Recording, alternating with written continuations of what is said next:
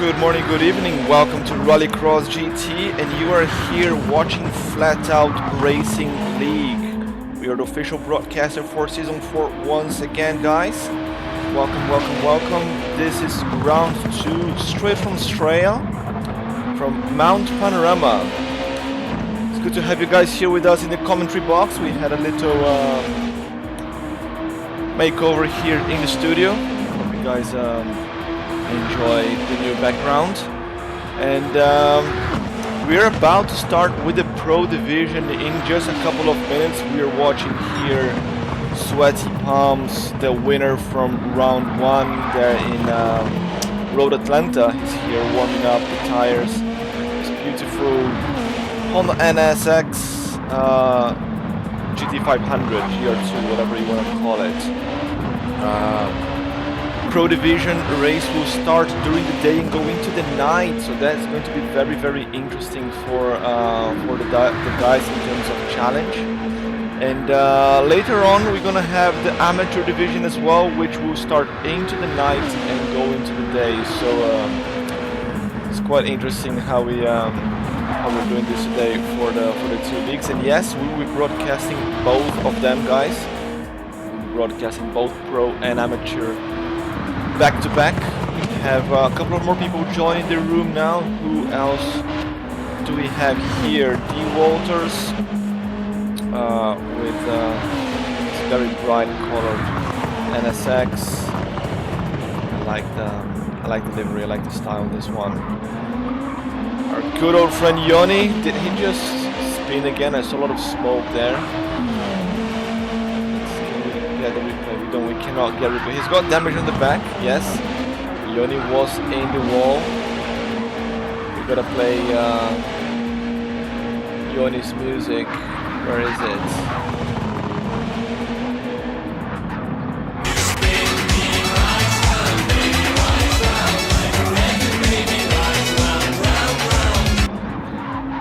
Just make a little bit of fun of Yoni there, but he's a good guy and he races quite well. He's been with us for quite some time as well. Did race in Rallycross GT League as well. It's good to see him here.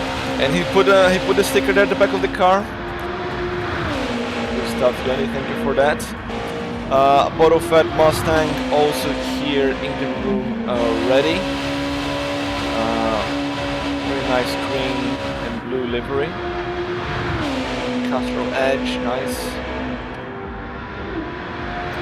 I don't have much reference for the lap times for this race just yet. So most of the guys are still coming their out lap. We're gonna start seeing the lap times shortly. Nosfox 347, very beautiful livery there. Looks a bit like a McLaren with the orange and the black. I like the design. Very, very nice. So, Lil C Money, I'm not going money, money 17. This is this looks much like the stock livery, the Castro livery.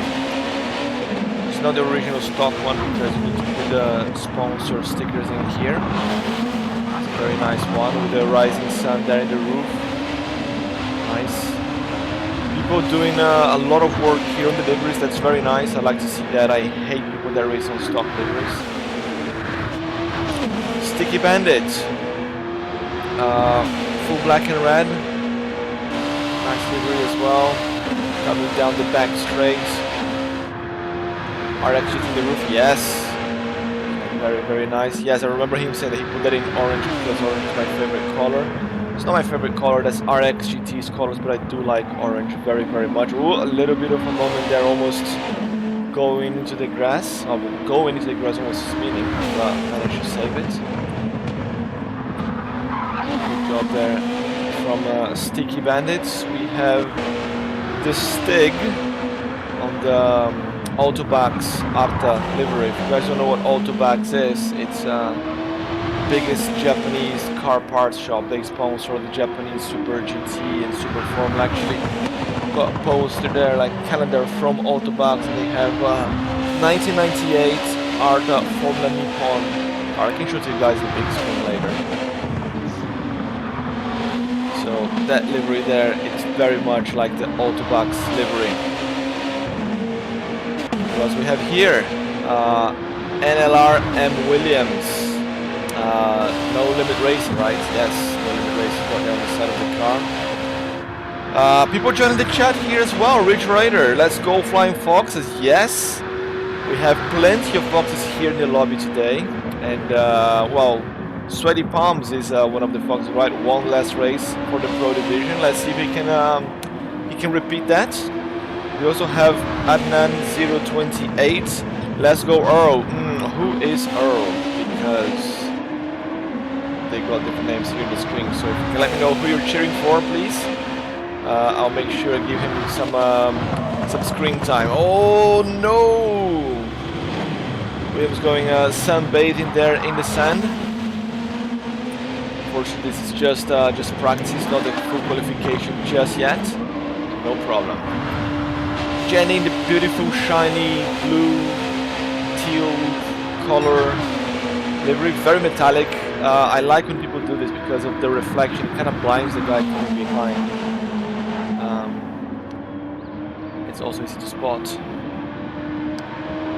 Jenny had some trouble last race. Got spun out right from the start of the race. Let's see if she can walk over here in Australia. And we also have Jealous Pillow, a very bright metallic orange livery as well. Another fox. We have many foxes here today. Like I said, Ridge Raider. Ridge Raider, one of the OGs as well from Flatout Racing League. He will be here with us in the amateur division later on.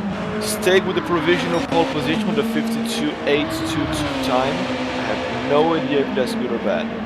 So we'll see. Let's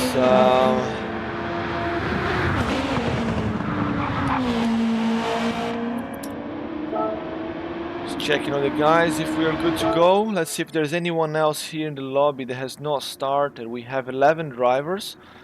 And from what I remember from the check-in, we had 12 people planned to race today, unless I counted it wrong. Yes, people there with the RRR off ready. So we'll have a 5-minute qualification, and then followed by a 1-hour race. Should be give or take 31-32 laps of race. I heard some of the guys saying that they managed to open the lap 32.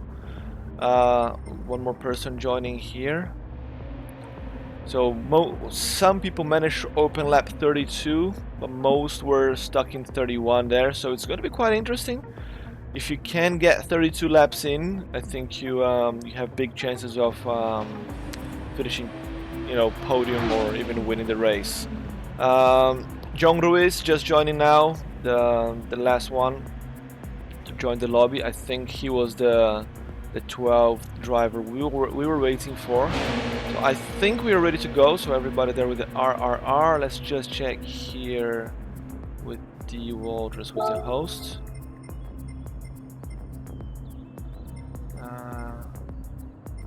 I haven't used this.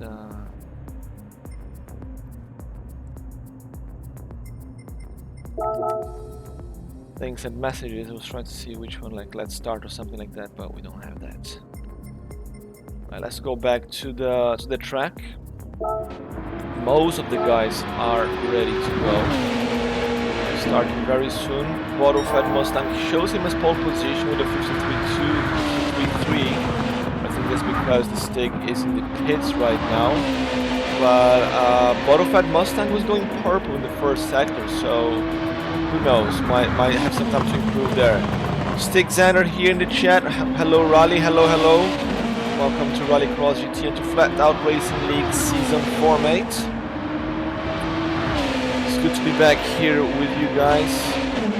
I was official broadcaster for Season 1, and then I was running my own league at the same time as Flatout was running theirs. couldn't do the commentary for them again. Then I just got my actual car as well. Last year, what day is today? I got my car. Oh, it's almost exactly 1 year now. Room being prepared. Okay, so just making a few changes. So after I got my actual car, you know, my gaming time has massively decreased.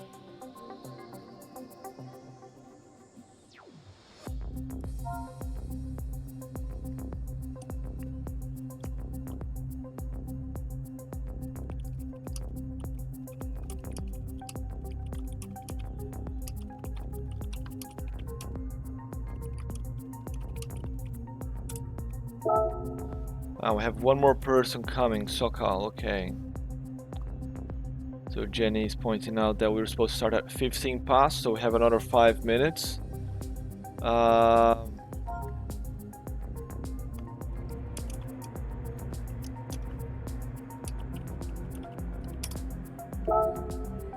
just put caps there, sorry. No, I do not want to get to the track. I've got the keyboard here. So I'm using keyboard to type the messages super quick, but also to change cameras. So when you have the keyboard, you can just, instead of using the controller, you can just change here the position. So Adnan 28 is cheering for bottle-fed Mustang. I see. Now I know who to give some extra screen time to. So Jenny said the Sokal is still coming, so we're gonna give another 5 minutes before we start. There's no rain in this track. It's Australia, guy. Does it even rain in Australia?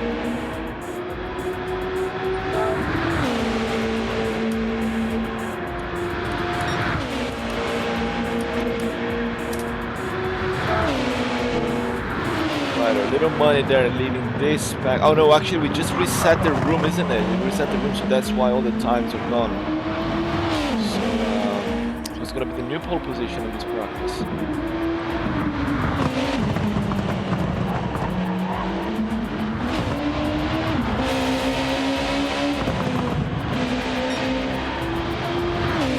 So we should have then 13 people, I think, today. Jenny and John Ruiz still not ready. Just John Ruiz missing now. Another 4 minutes to go. Aha, here he is. Sokal, yes. There he is. We have the whole party. We're gonna have 13 drivers on the on track today. That's a good number. We've got everybody.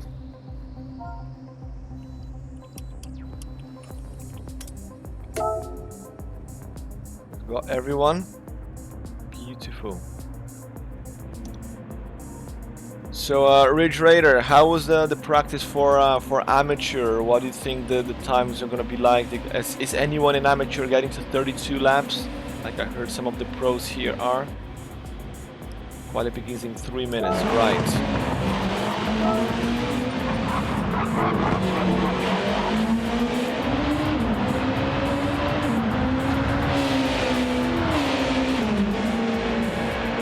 Just going to my phone notifications, make sure no one here is trying to contact me and I'm missing out on the chat.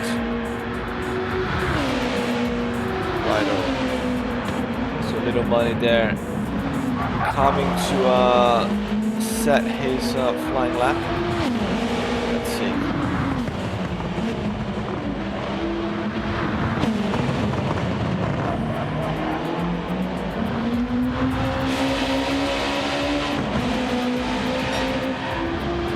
That's a 52.6. It's not a bad time. I don't remember what the guy said before, but 52.6 it's not too bad. Just clocked his lap. Let's go here. Sweaty palms. He just opened his lap. Let's see who's coming. Who's this dot here? Jealous Pillow. So Jealous Pillow's coming. Set his lap time. Nos Fox for the win. That's where your money is, I see. Ooh, okay. I have not met Nos Fox yet. I think he did not race for race 1. So where is Nos Fox? Here, he's still warming up the tires. So we will not see his final form just yet. Meanwhile, Little C Money going purple again, improving his time. We have some more people there setting the, just about to cross the line, the stick. Everybody is there showing in the map. Jenny for the win, okay, Rich Raider also making calls. Jenny showed some good pace there in Road Atlanta, where she got taken out early in the race. Not taken out, you know, just like some shenanigans that happened there, like a big pile up. No one here is racing to take anyone out.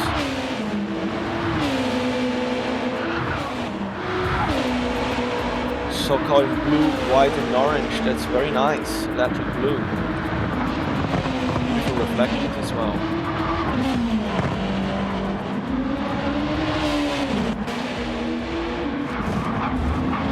Yoni again in the wall. Come on, Yoni. And this is the worst track to like, I think the penalties for wall contacts have been turned off, perhaps. I don't know, my guess. Because, yeah, otherwise, guys would have like 2 minutes penalty just from hitting those walls. Just got a message there from T-Wall to say the qualifying is about to start. Let's go.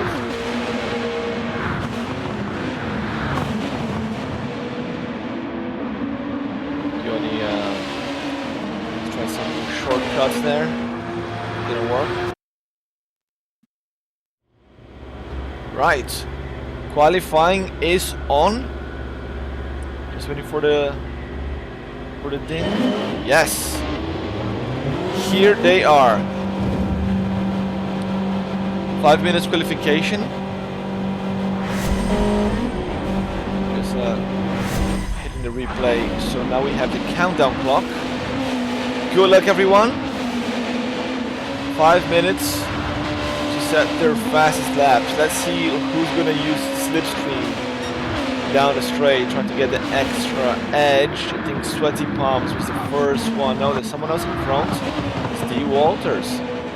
First one out of the gate, no traffic for him, so that's very, very good. Rich Raider saying this is the worst track for MR. Yeah, but mate, you got so much error with these cars that the engine layout shouldn't make that much of a difference. But because of people like you complaining about MRs and Super GT, you know, the GT500, that's why they forced Honda to launch that beautiful Civic GT500. You've seen that because the regulation now is FR only, like front engine rear traction, so they had to abandon this beautiful MR layout from the NSX. I've seen that car when it came out in the Tokyo Auto Salon, and it is gorgeous, gorgeous, gorgeous. I hope that they bring it to Gran Turismo at some point. So T Waters leading the pack. We have Sweaty Palms with Money. Very, very close, but this is still just the out lap. I would give some more space, you know, so you don't get trouble. There's some dark clouds up there in the sky, but we know that this track does not have rain, so they're just clouds. They're just part of the landscape. We're waiting for the Civic to come to GT7. Yes, me too, mates. Me too. I don't really care that much about, oh, you should bring all the new cars or the latest cars. I don't care about that. But that Civic, yes please. Yes please. So we have the 2008, the 2016, this one's car, the GT500s. It's time to bring the next generation, isn't it? Replace the Lexus with the Supra, the GTR with the Fairlady, and the NSX Civic. Actually, yeah, that would be it, isn't it? Sorted it out for Polyphony Digital already. So let's go on board here with which one is the port? H. Okay. On board here with money as he chases sweaty palms up the hill.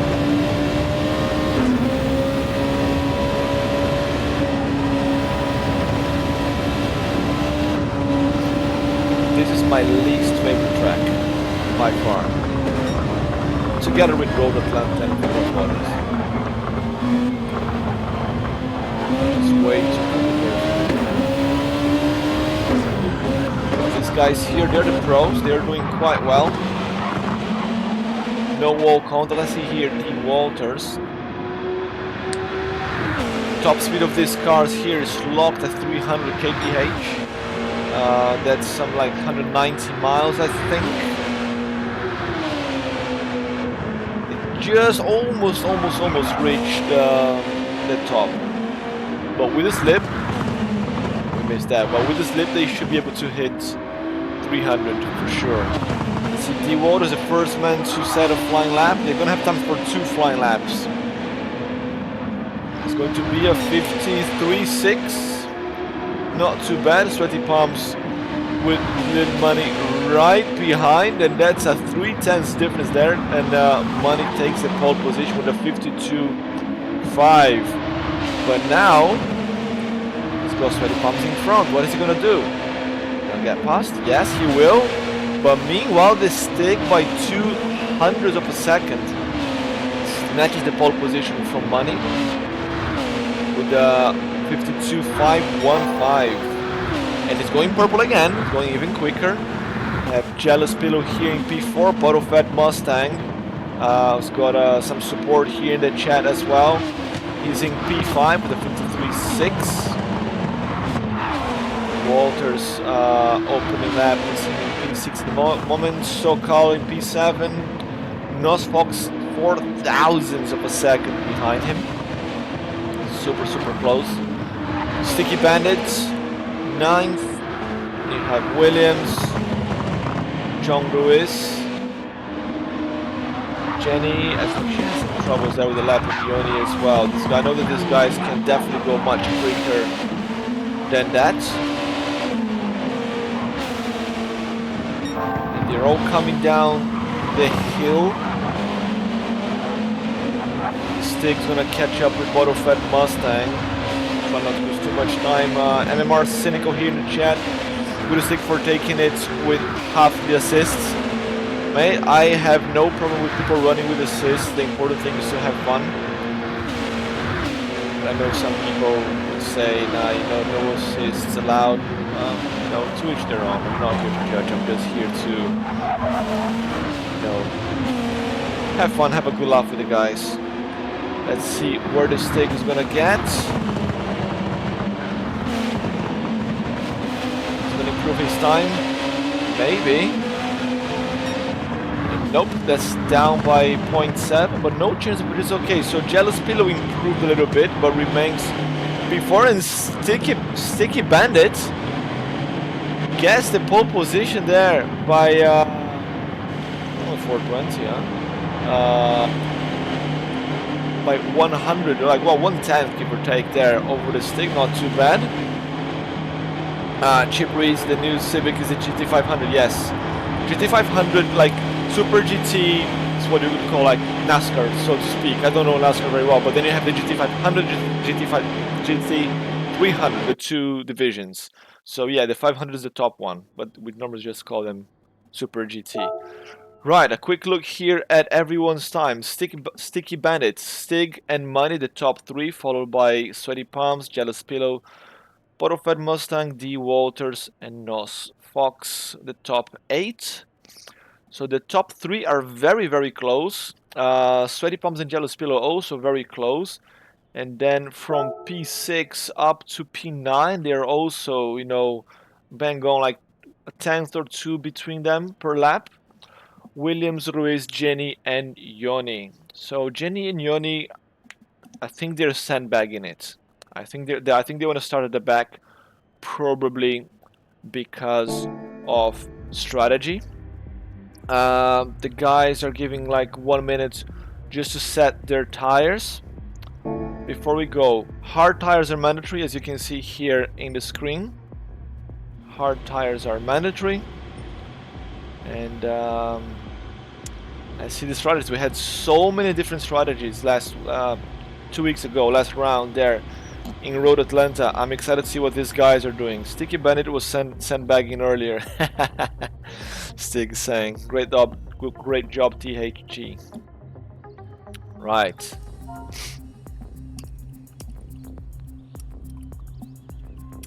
Good luck, guys. Everybody seems to be ready. That's good stuff.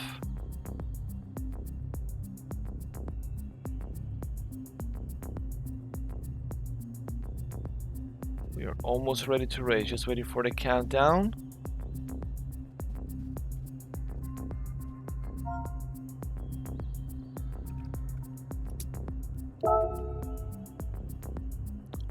So we've got a couple of predictions here. Camera on Nosfox, please. I'll give him some screen time as well.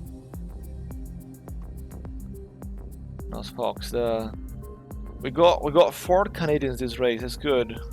Here for the spins, Yoni. Yes, and I'm here with the replay button ready, mate.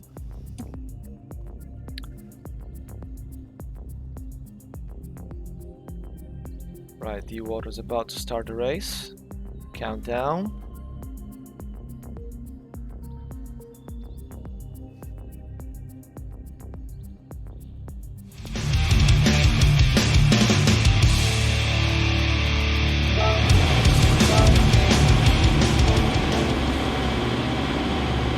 Welcome to Flatout Racing League. This is Season 4, Round 2. We are here in Mount Panorama with the Pro Division about to start.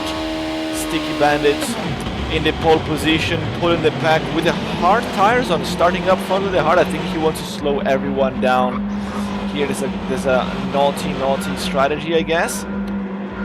And here they go. Race start. Sticky Bandit putting the pack with the Sig in second and Money in P3. All of them with the hard tires. Actually, Jealous Pillow is the first driver here of the top 5 with the soft boots as they come down the main straight. So this is going to be a very interesting race. So the top 3 there pulling away already with Jealous Pillow with the softs. He should be able to catch up quite quick, but can he pass? This is whole middle section of the track. It's very hard to pass. And you have Walters as well with the hards. Bottle-fed Mustang with the hards. Nosfox with the hards. They're already going for an overtake here over Bottle-fed Mustang. Sokal right behind him on hards as well. Very interesting strategy for most of these guys here, starting with the hards, which are mandatory, fair enough. Normally you see people going with the soft and just like get away in the front, but not here. Who else? Yoni on hards. Williams on the wall. Got some damage there. We're gonna try to get the replay later. Also on hards. Ruiz, oh Jesus, what happened to his car? Massive damage. We have yellow flag. We have yellow flag somewhere. Is that Yoni again? I'm not sure. We're gonna try to catch that later. It's Walters. Walters is in the wall. Got some heavy damage there to the front and right of the car. I think Jealous Pillow is the only driver with the softs. Sokal with the bump drop there on Waters instead of overtaking. No, they are bumping into each other. Try to help out. Locking lap there on the limiter, the top speed of the car, almost at 300 kph. 190 miles give or take. Close here the first lap. We're gonna try to get the replay later if we have an opportunity. Let's go up here to the front again. Sticky Bandit's completing the first lap with a 0.8 second gap. Goes a little bit too wide there almost. Yeah, lost 4/10 there already to the Stig, who's not gonna let this one pass. On board with him. He's gonna put on the side. Yes, he will. And not gonna waste any time. This Stig up to P1 here in turn 2 as they go up the mountain. Little mistake there from Sticky Bandit, but that cost him the position already. Meanwhile, Little Money staying in P3, but Jealous Pillow already made quick work of Sweaty Palms there with the soft tires, taking advantage of the extra grip and speed. And he is up to P4.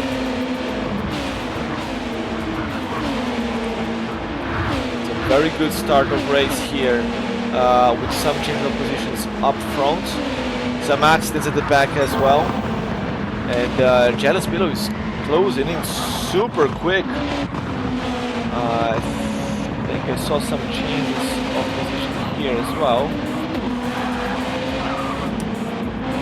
Noswap, Sokol. Yes, Walters. Walters in the wall again. Let's see what happened. Whoa. Hit the wall, got collected. Then he's reversing, trying to get back. Is he gonna get him again? No. Just trying to get back to doing his thing. Ouch, that hurts. Not the start of race that Walters wanted to have. Yoni also being overtaken there by Williams. Both of them with the hard tires. John Ruiz further back, and Jenny at the back of the pack, already 42 seconds behind the leader. He's having a rough start of race here today, I guess. Stig leading by 1 second. Sticky Bandit in P2, Money 0.8 behind Sticky Bandit, and Jealous Pillow 0.4 behind, closing that gap. Let's go with him here. Look at the tire wear at the back. I don't know what brake balance these guys are using. No, I don't even know if brake balance is unlocked, because we have POP enabled, right? But yeah, these tires are not gonna last too long.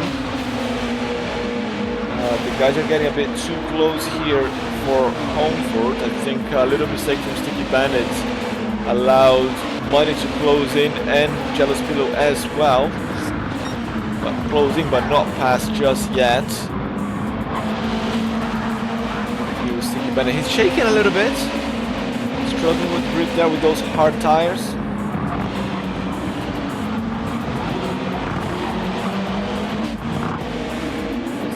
There and fall more into the back straight. This is Jealous Pillow's chance. He's got the extra grip. He's trying to find a space there.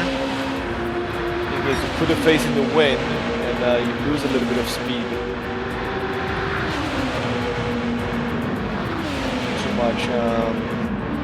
Too much downforce of these cars.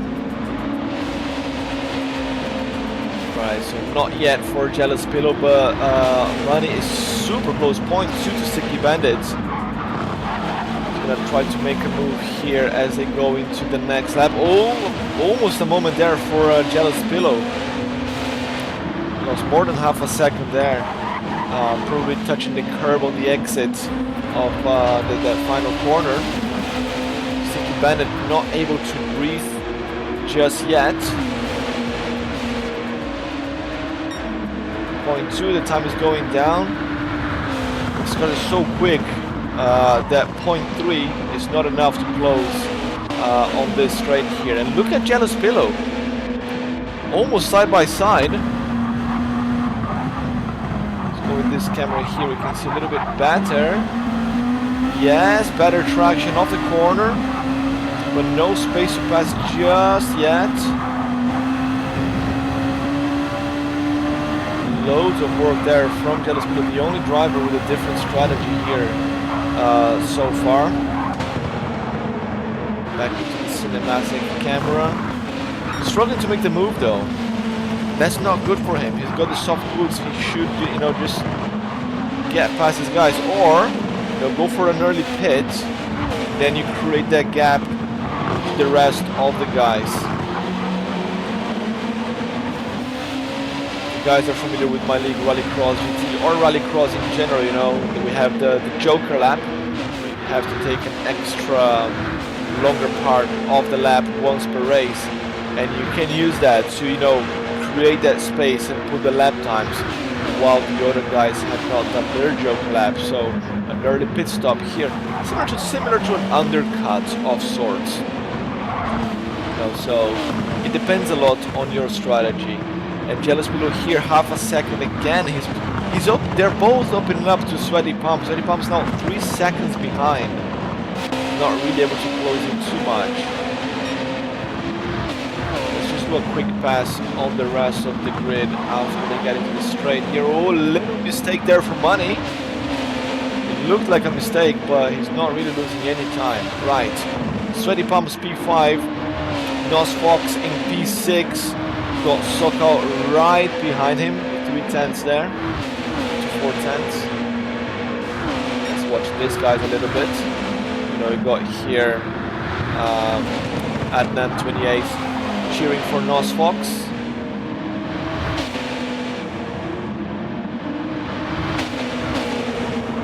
Sokol coming really quick behind him. Not able to close the gap just enough. But yeah, any little mistake here and you're past. Or actually you might end up collecting the guy in front, depending on how bad it is, isn't it? We've seen it happen to Walters earlier on in the race. Nos Fox now 1 second gap. He's being able to extend that advantage a little bit. Modified Mustang in P8. He's got Walters right behind him, so Walters was much quicker than a P9, but had some trouble there early in the race. We have Williams in P10. Yoni, John Ruiz, and Jenny at the back now. Come on, Jenny, there's people cheering for you here. Where's Ridge Raider?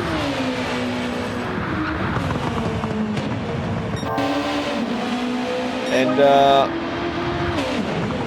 that rum. What? How do I read that? Serum. I'm gonna call it serum. Sorry.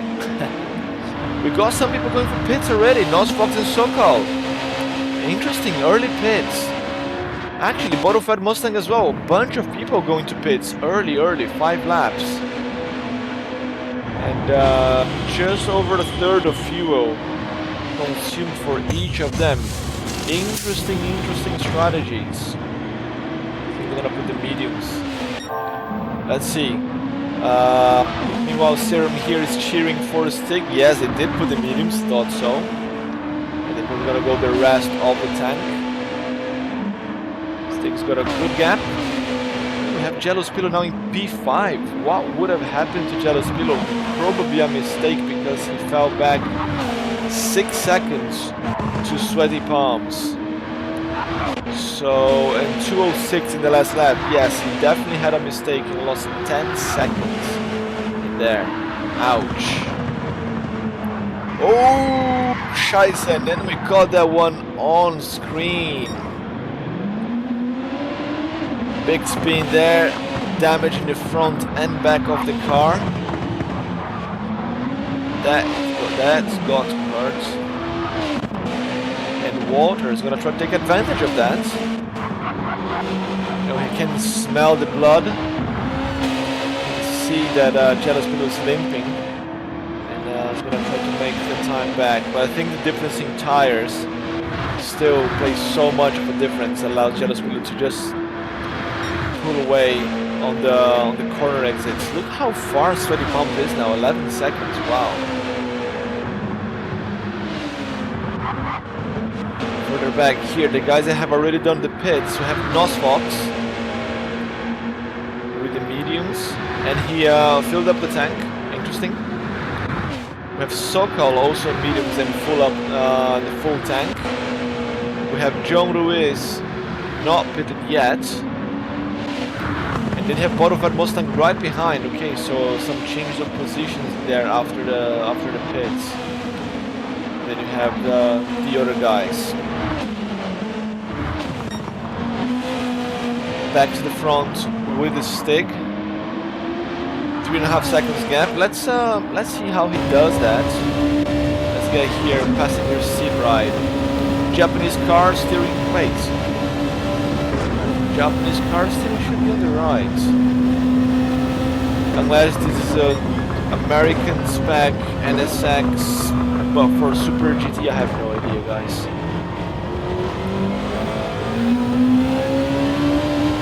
Anyway, you can see how clean he is around the corners here. I think it was a stick that was saying that you could make 32 laps, you know, if you can stick to a certain pace.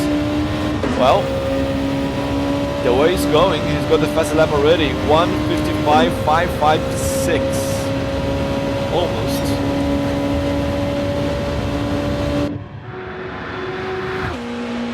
Flying down the straight, Sticky Bandit, still got money relatively close behind.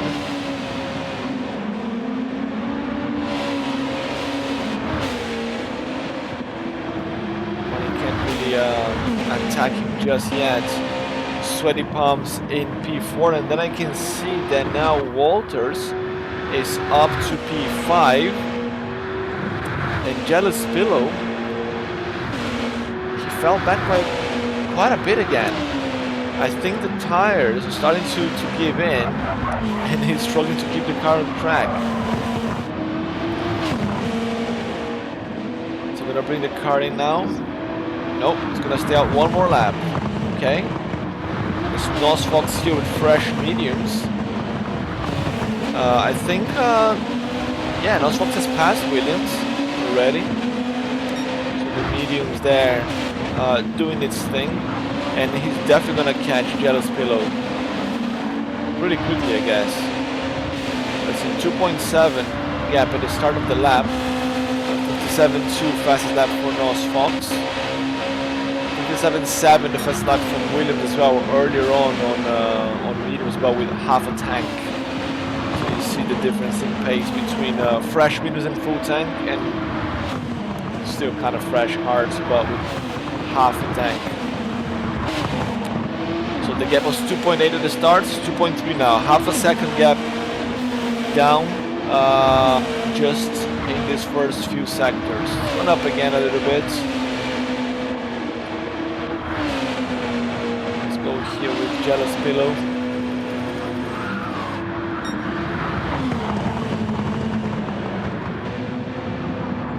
Coming down the hill, no problem. Ooh, a little moment there almost. I think you should bring the car in at the end of this lap. The tires are too worn out, especially the rear right. So Nos Fox managed to get some 4/10ths back. Still way too far to attack.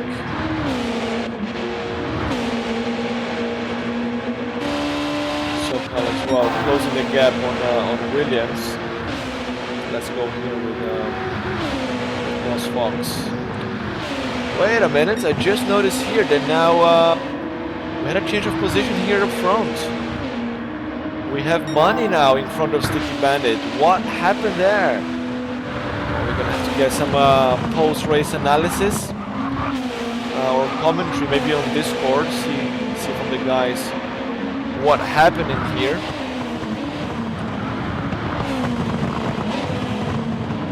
Let's go back there to Nos Fox. The gap still 2.7 has gone up again. So either Jealous Pillow is woken up, or Nos Fox just taking it. He's not taking it easy because he's going blue. He's going quicker. He's just gone his fastest lap, 55.6. Now 55.9 from Jealous Pillows with super worn tires. Okay. And meanwhile, Bottle Fed Mustang here in P10 with the fastest lap of the race so far. But let's go here with SoCal because Williams. No, we're gonna have to play this sound, sorry.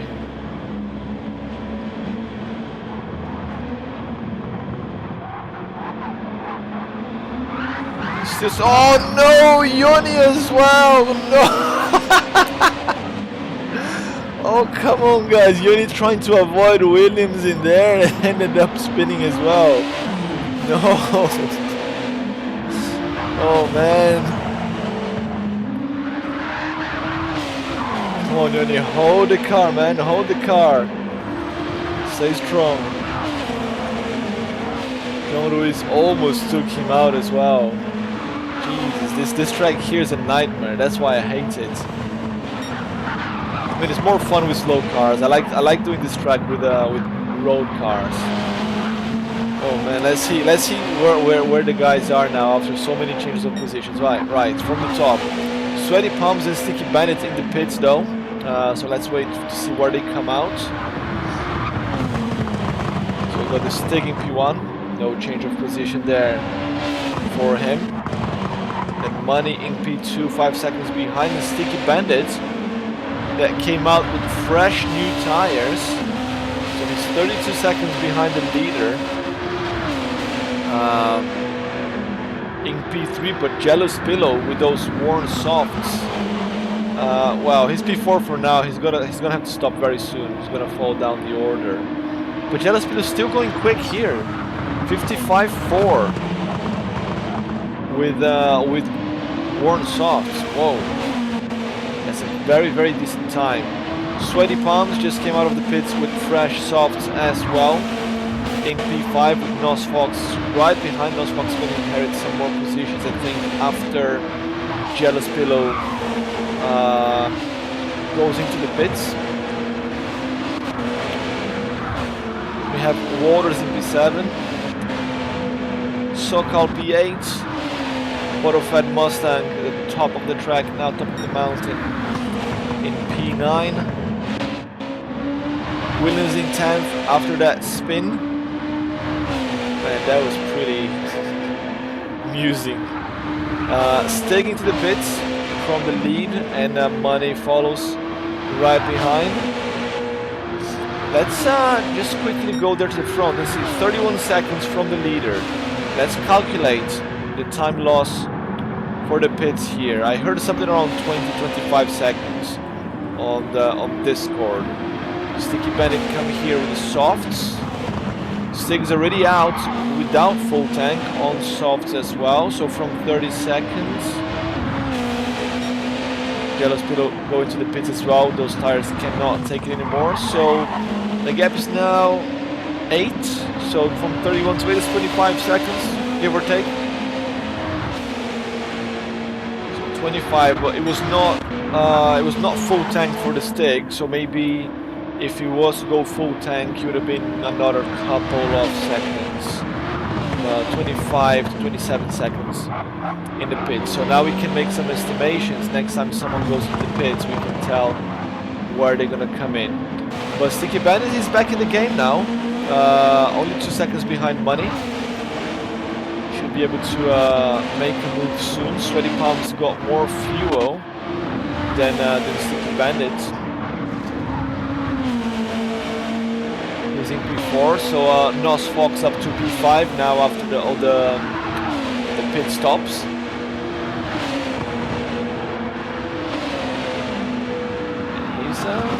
He's going quick. Ooh, little moment here for Walters. 360, he managed to get the car back pointing forward. He's gonna lose another position to Bottle-Fed Mustang, I think. No, just put the car in front there. Not gonna give that position away so easily.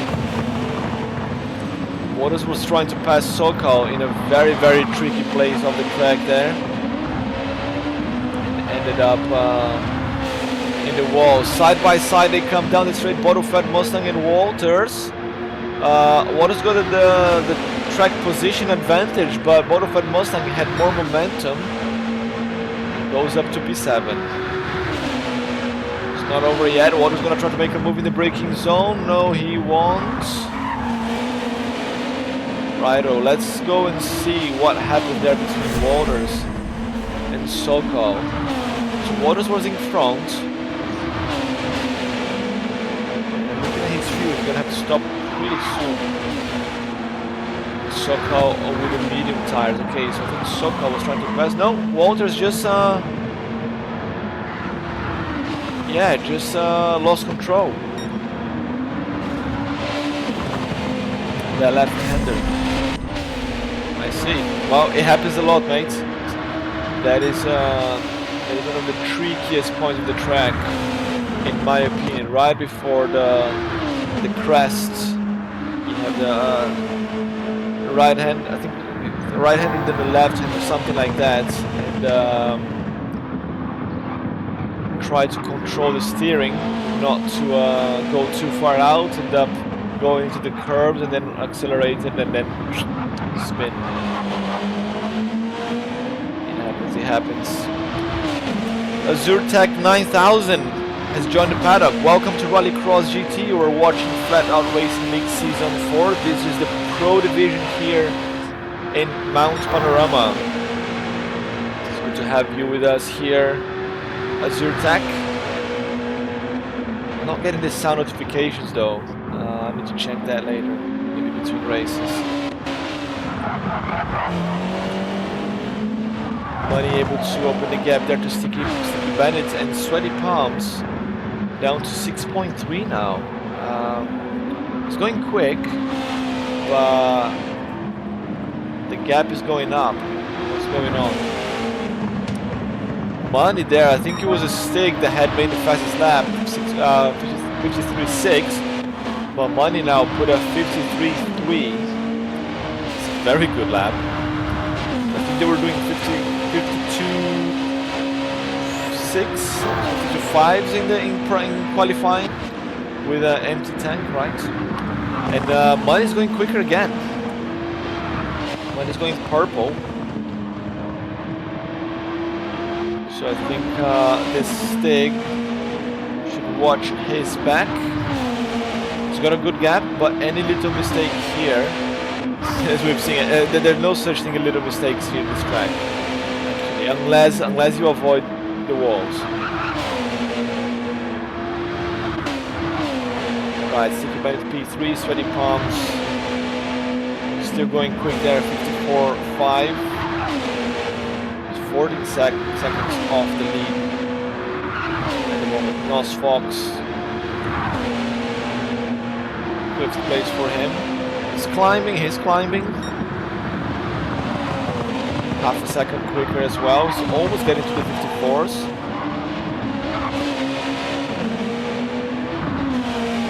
We have Sokal. Got a good gap in front and behind. Yes, Nos Fox is doing good. He's climbing the positions in here. Got a top 5 guaranteed for him, but we are not even halfway to the race just yet. Still got 34 minutes to go. Autofat Mustang in 7th. The guys are starting to space out a little bit. Walters, he's gonna have to get in now to get fuel.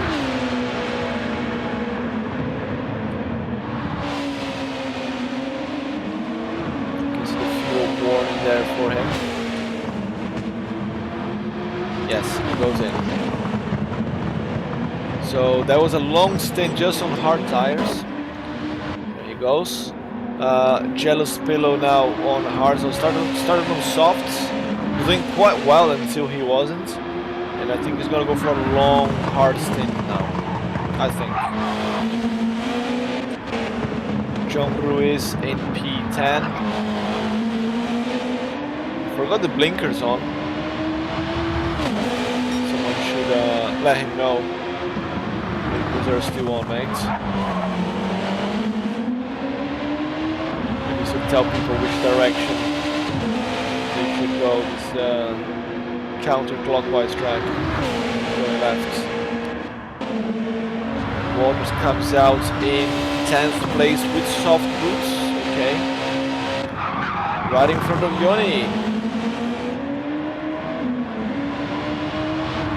I think Yoni was not sandbagging. I think he really struggles with this track. I don't blame him.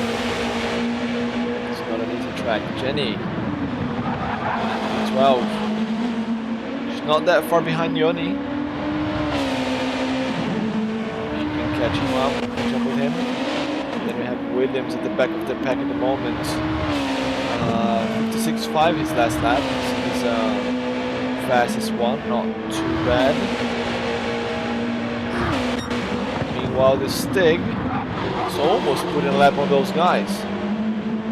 So laps are 53 and 138 gap. I think a couple of more laps and we're going to start to see the blue flag being waved to those guys. It's going quicker again, Stig. Money should be going quick as well. No, just a tiny bit over. Let's see Sticky Bandit as well, tiny bit over. I was going quicker. Yeah, Sweaty Palms, tiny bit. Just checking them here on the fourth sector. Fox it out a little bit up, Nos Fox. Sokol is catching. Auto Fat Mustang down the straight. Up. And these guys are a little bit too far back to get their sector checkpoints.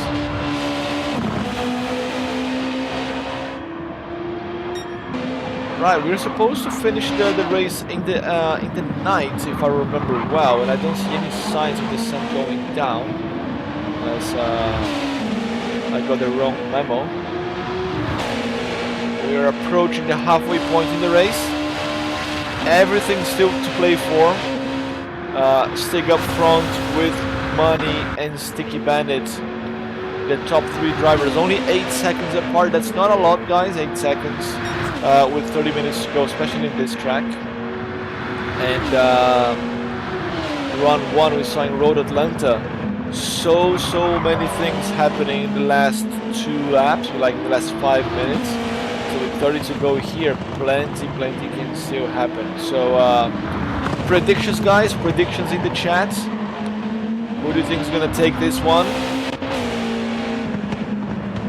Sweaty Palms 53.7 is personal best, and a 53.0 from Money. Man, this guy's flying, and he's going purple again. He's got his tires are slightly more worn out than the Stig, and he's got a little more fuel, so he technically should be slower, you know. But no, he's just pushing super hard. He wants that win money. So Stig's gonna have to watch his back. Some sparks flying off his car there on the bumps. That right-hander there, that's where we saw Walters and Williams spinning earlier on. Ooh, a little contact with the wall there for the Stig. Gonna cost him time, not that much. 2/10, yeah, 3 now, it's going down more. Time goes up and down, it's difficult to really calculate how much time is lost in some places. But that did cost him at least 2/10. That nudge at the wall. Unless his money still went purple. No, half a second up. I think it could have cost him more, but Money now he has lost time.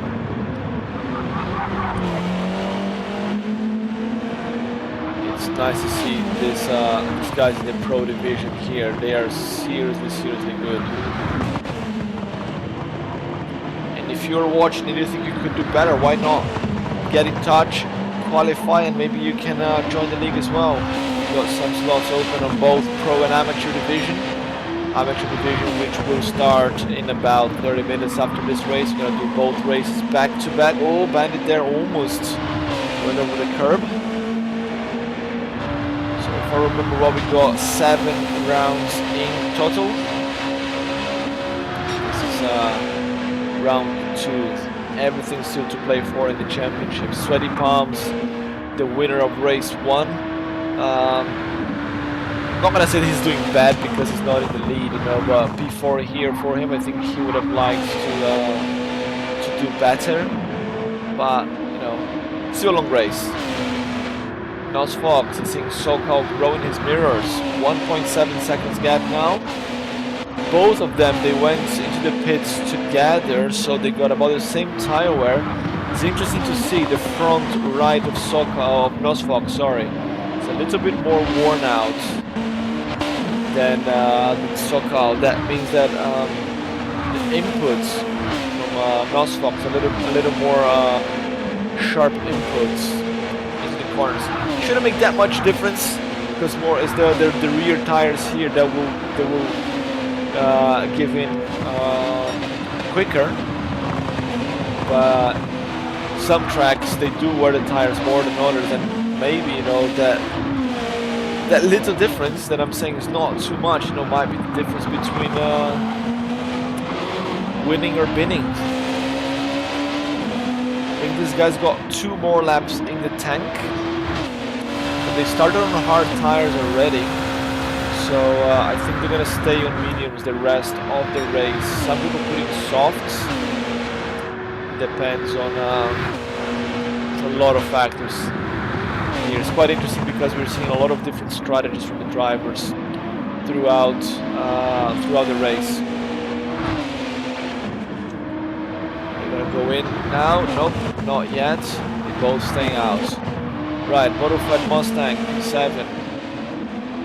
Still, yeah, the tank as well. I think the 3 drivers went in almost at the same time. So yeah, and they got about the same type of same fuel and the same tire wear. So that's good to see.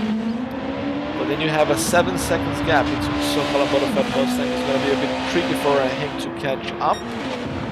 The gap there to Nos Fox, 2 seconds, remains relatively high.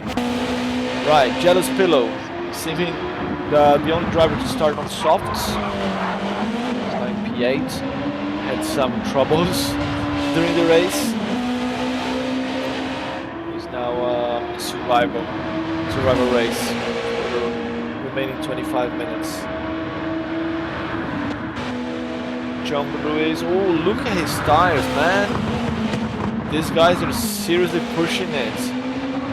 56.0, 56.8, 55.8. Okay, not too bad.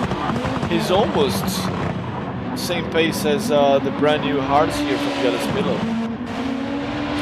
Not too bad there from John Ruiz. Be careful with those tires though, because when it gets to this point, that's when it starts to get nasty. And I heard some commentary there from guys that went to the World Tour, because you know at the World Tour they play with the new update data. So you guys might have heard there's a new physics coming, and that also affects tire wear if I'm not mistaken. They said that the cars would be a bit more snappy like it used to be when the game came out.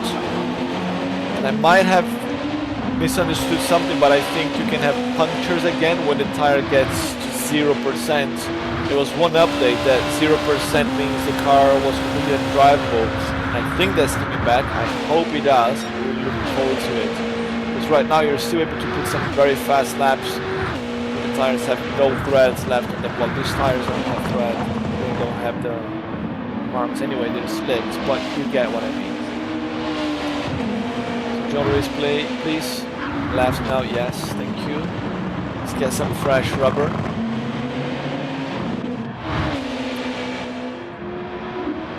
And it is getting darker in here. The light is now a little bit different in the sky. I don't know how dark it's going to get at the end of the race. I don't know if it's going to get to midnight or just about sunset. But you can see that the light is changing. Right, just put the new rubber and it's refueling, but there's no one in there. I think it's because the game doesn't have the animation for these cars. These cars, you refuel them at the back. Have 2 holes. What is it? In the back. Oh no, it's here on the side. And why no animation? Interesting. PSVR driver. Nice, John Ruiz. We had some PSVR drivers in my league earlier on as well, and they said it's the best thing to do in this game is PSVR. Let's see what that looks like. Kind of like this.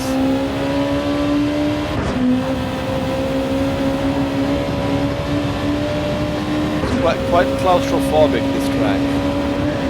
So close to the walls. It's a little bit. This is a little bit like driving in Japan, guys. Well, you know the Tokyo Expressway in the game. 2 lanes only and walls on both sides. Yeah, that's how it is to drive on the Shotokan Expressway in Japan. It's a little bit like this as well. It's very claustrophobic. Those videos that you see of people driving 300 kilometers per hour on the expressway, no, not the Shotokan. You cannot do 300 with the walls on both sides like this. It's too dangerous. Right, both of Ed Mustang, Nosfox and SoCal into the pits. Together again. And yellow flag as well. We have yellow flag. Was that Sweaty Palms? Or was that further back? Not sure. I do not know who set the yellow flag, what that was for. But Nosfox and SoCal still close to each other, but SoCal now decided to go with a different strategy and put the softs against Nosfox with the mediums. Oh no, we lost Williams. Williams probably it was him with the yellow flag. Picked up some terminal damage and ended up having to retire from the race. That's unfortunate, but you know, it happens. Still got a few more rounds to go with him to the championship, so don't worry too much. Sticky Bandit also going in now in the pits. Let's check the guys up front. Yes, they almost out of gas. As the stick puts a lap on Jenny. Very kind Jenny to just let him go. The OGs of Flatout Racing League might remember first race of the season 1. Kyoto, Yamakiwa plus Miyabi.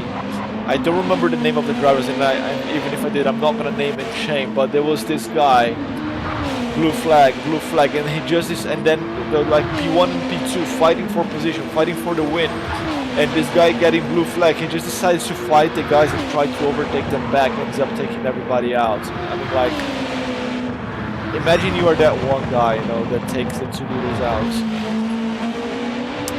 That was interesting, to say the least. Pissed off quite a few people as well. Right, main straight here, Red getting ready to go up the hill. SoCal is getting close, 2/10 gap, not close enough for a dive just yet. He's gonna have to wait until the back straight, I guess, unless Nosfox makes a mistake. On board here with SoCal as he chases Nosfox.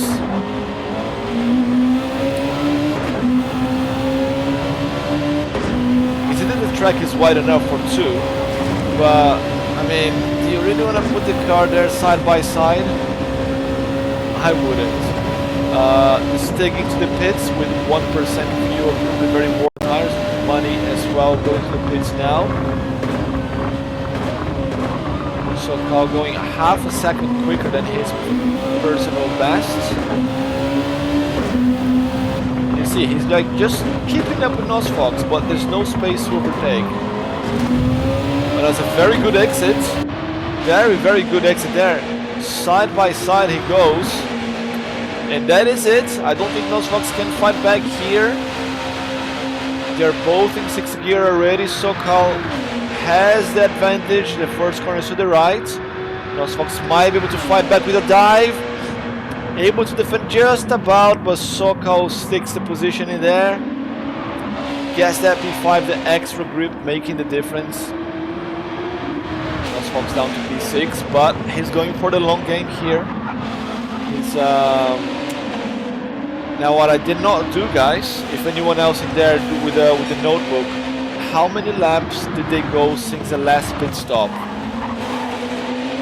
So can they go another 18 minutes? Can Nosfox go 18 minutes with this tank and the hard tires? Because I think we are approaching that time, you know, where this is the final pit stop of the race. So yeah, we've seen it happen in Road Atlanta. Who was it? I don't remember who it was. It was leading the race and ended up without fuel. Had to go for an emergency pit stop, lost several positions. Quite interesting. Little mistake there from Nosfox. Lost a little bit of time. go up there to the front. So stick with softs. So I assume this will last to the end. Even if it doesn't, well, they do not have enough gap to come in front of Sticky Bandit.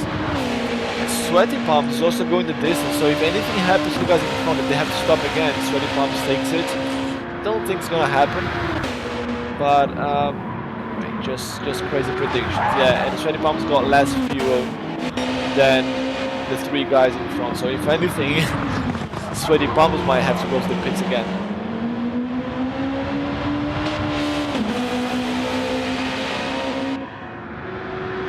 Sokal got past and just opening the gap, 54.0, his fastest lap.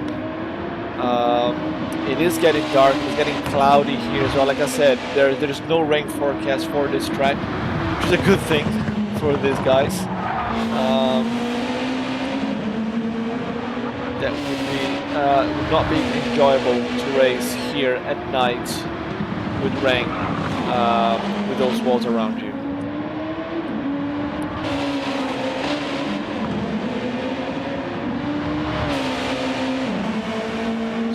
Now Nosfox must be wondering if he picked the wrong tires, or maybe Sokal's gonna be like on the limit in the final few laps, and you know, maybe a mistake happens. I've seen it happening here before to really fast guys. Jealous Pillow is gonna have to pit one more time. We're gonna put softs again before the end of the race.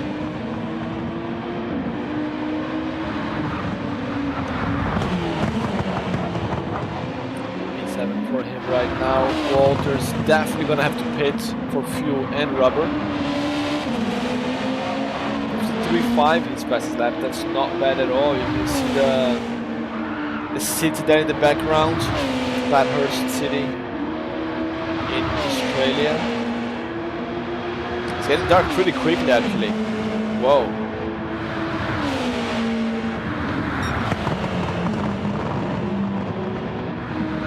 Jen in the pits, P11, we have Bottle Fat Mustang here in P9.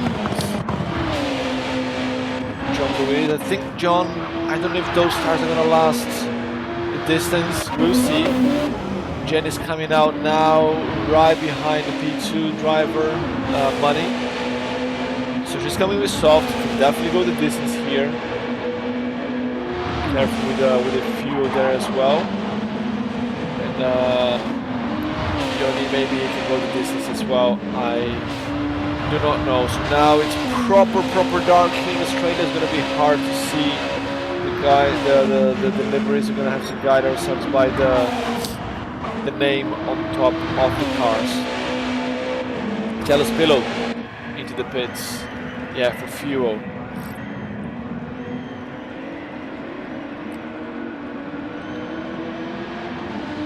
Right. How are things up front?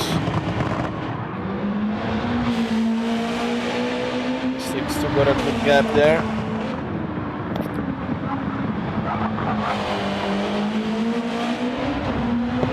Sorry guys, my allergy is getting the best of me here. Jealous People coming out with the soft boots and 69% of fuel.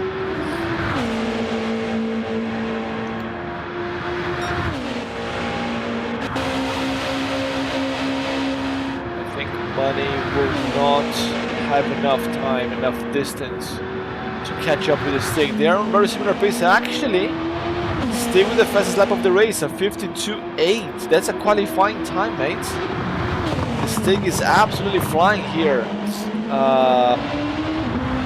Mount Panorama. The darkness is not intimidating him. He's just going quicker.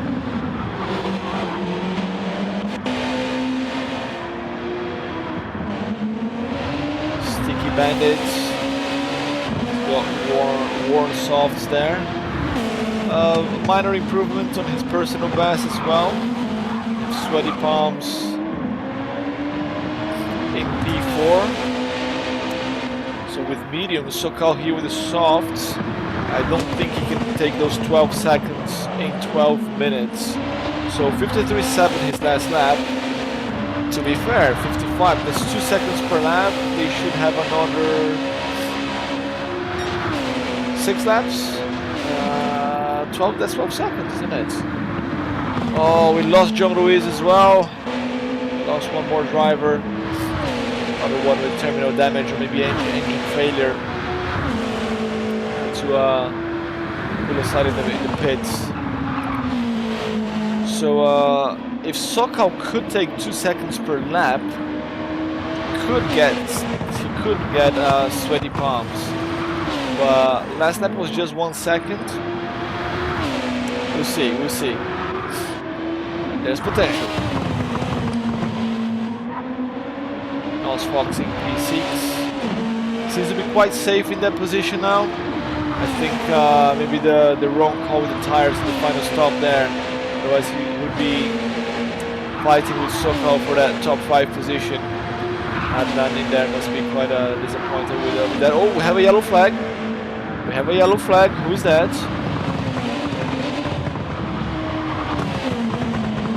That's Yoni.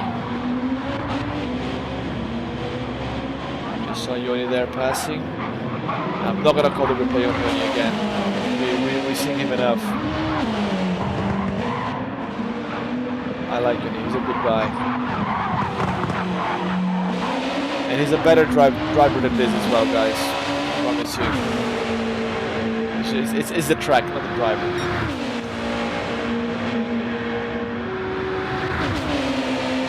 Auto-fed Mustang. I think all the drivers that they have enough space between them, or even looking at the map there.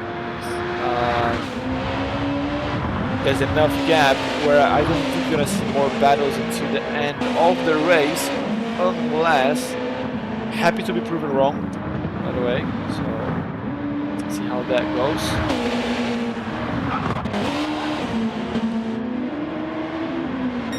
So if anything,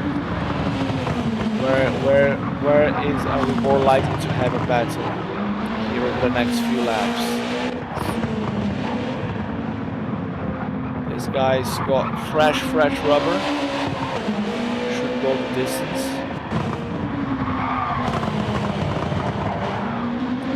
7 seconds gap, yeah. And Sokal here is not able to catch up. 54.8 again, and 54.4 from Sweaty Palms with the mediums. Yes. Sweaty Palms is pushing hard again. Getting the gap between the guys as well. No big changes. I think we're looking at the final results here as is. Unless something. Look at that move. It's a beautiful shot there.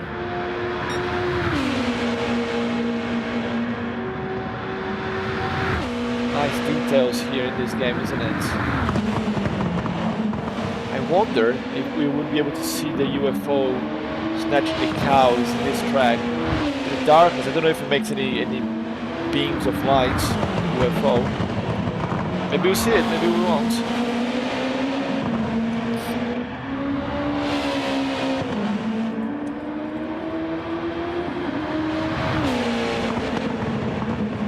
Sokal must be pretty happy with his call there for the soft tires, but looking at his tire wear, halfway through already, it's pretty eaten already. Compared to the other guys here that put the tires, I think before. Is it before or after? I don't remember now. To be fair, they're quite close to half as well. Sticky Band is stopped before the 2 leaders. And that's the fastest lap of the race again. For the Stig, a 52.814 at night. It's darker, it's supposed to be harder to drive. Let's see what he's doing. It's supposed to be harder, he's just going quicker. He's showing why he is the Stig, I guess.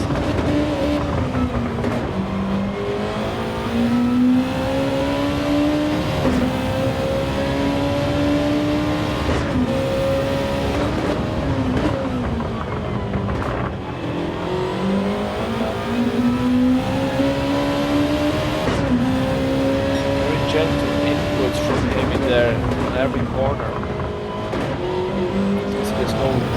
jerking of the steering wheel. Can't really see the steering wheel in there.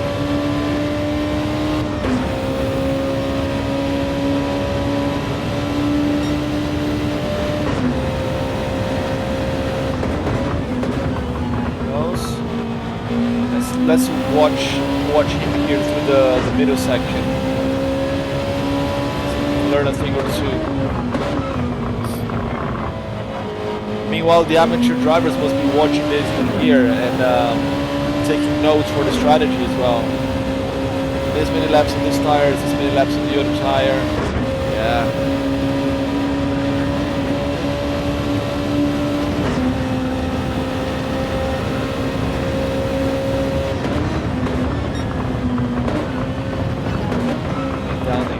Super clean.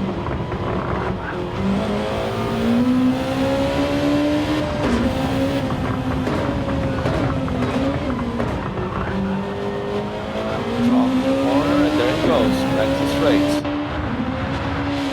Super tidy. And is it like Sarah was cheering here for Stig.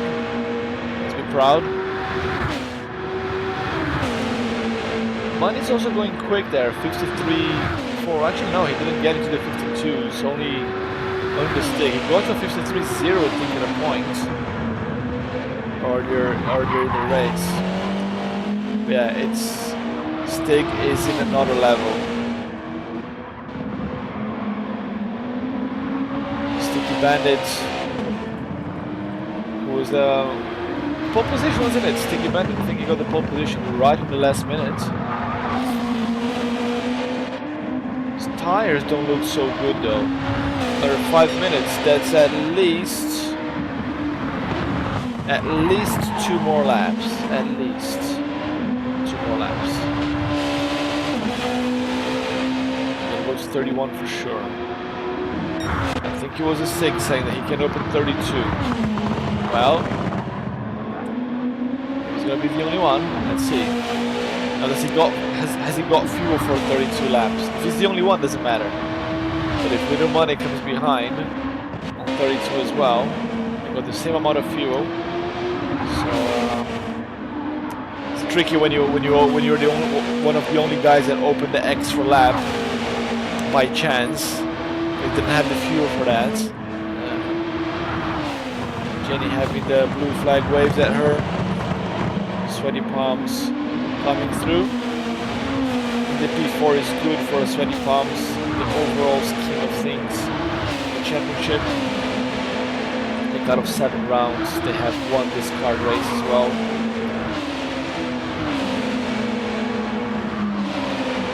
Oh, Jenny! Almost there. We saw touching the. You know, she went off track a little bit. Let's see that one more time. The place where we saw Williams spinning earlier and some other guys as well. Just touched the curb, but she managed to keep the car on the track. 2 left-handers here. This next one. Oh, she got 2 wheels on the grass. That was very, very, very close, Jenny. Good save. Very good save.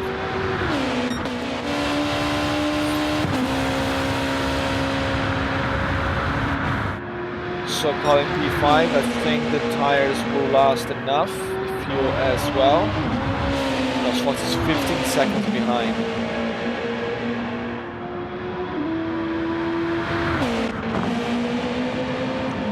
Jealous Pillow.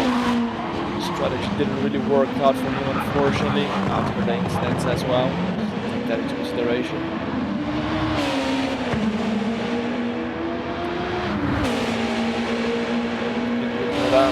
7th place for him. And bottom fat Mustang in 8th place. It's actually quite close. That's the closest battle, so to speak. But Jealous Pillows in soft tires. I think it's going to be difficult for bottom fat Mustang to catch up with him. And Walters in P9. Has he got a 7 of fuel? not sure he's got enough fuel. Jenny P10 and Yoni not giving up. It's my man. P11. Up front again. The Stig already opened lap 30. He's gonna open 31. Okay. It's looking good.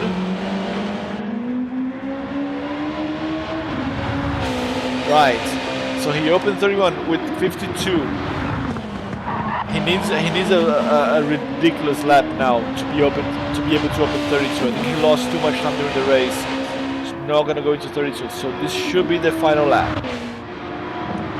And he's the only one that will be able to do it. Oh, and something happened. Something happened to Sticky Bandit. He did a 57 lap, lost several seconds. He's got Sticky Bandit breathing down his neck. Oh, I said that everything could happen. The final lap never disappoints. And Sticky Bandit is going blue here, is going quicker. Both of them is soft blue. Sticky Bandit's got less rubber left, but you know, anything can happen. The gap's down to 1.5.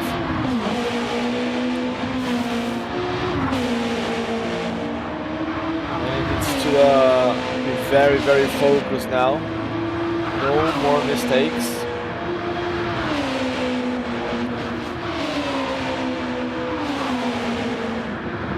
Up the hill. Right, now they're going down. 1.5 second gap. Still solid. Come on, Money. Can do it. Bite it as well. Ah, the tires. Look at those tires. It's looking bad. It's looking pretty bad. But not so bad for this guy here, this Stig. Great strategy from this guy. Fastest lap of the race, 52.814. Final corner, and this Stig is gonna take the win here in Flatout Racing League Pro Division Round 2.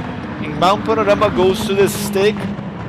Just opening 32nd lap now, and Little C Money just about managed to edge Sticky Bandit to take second. That was a very close finish. Sticky Bandit in P3. Almost there. Could smell that silver, but ended up falling a little bit short. Luis got disconnected. Oh no, man. It's even worse than giving up. It's more frustrating. Sweaty Palms in P4. So Luis just joining us here in the chat. Really sorry to hear, man. It's good to see that you were holding on there into the race. Sokal will take P5. Oh, Nosfox, just this much of fuel left. Very close. It's just enough to finish. Take 6th place, not too bad. Jealous Pillow's got Yoni right behind him, but Yoni's back marker, so it does not matter. Sparks there from Jealous Pillow car as he comes for the final corner, and will take 7th place.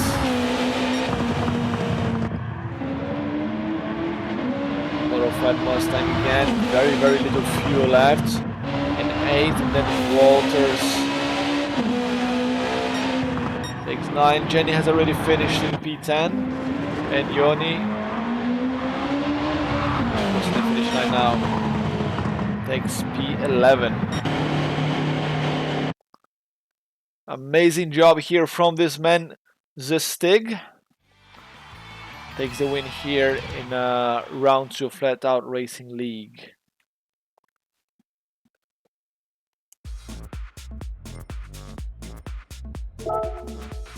Race results for you guys. Sticky Bandit actually stole the fastest lap of the race.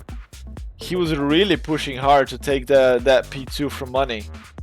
52.769, a very good time from Sticky Bandit. Top Canadian here in this race. Last race was dominated by the Americans. have one Canadian in the podium this time. So that's Stig, Money, Sticky Bandit, Sweaty Palms, SoCal, the top 5. Then we have Nos Fox, Jealous Pillow, Bottlefed Mustang, Walters, Jenny, Yoni, and then Williams with the disconnect, and Ruiz as well. Stig, do you have time for a quick interview?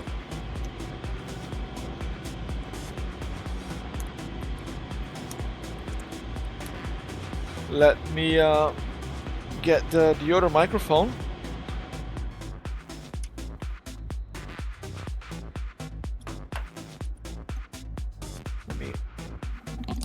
I have to use 2 different headphones, one for the PlayStation and one for the broadcast. So,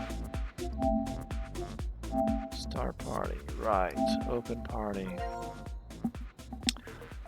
Right, Stig, if you can jump in, or if you can try to invite you.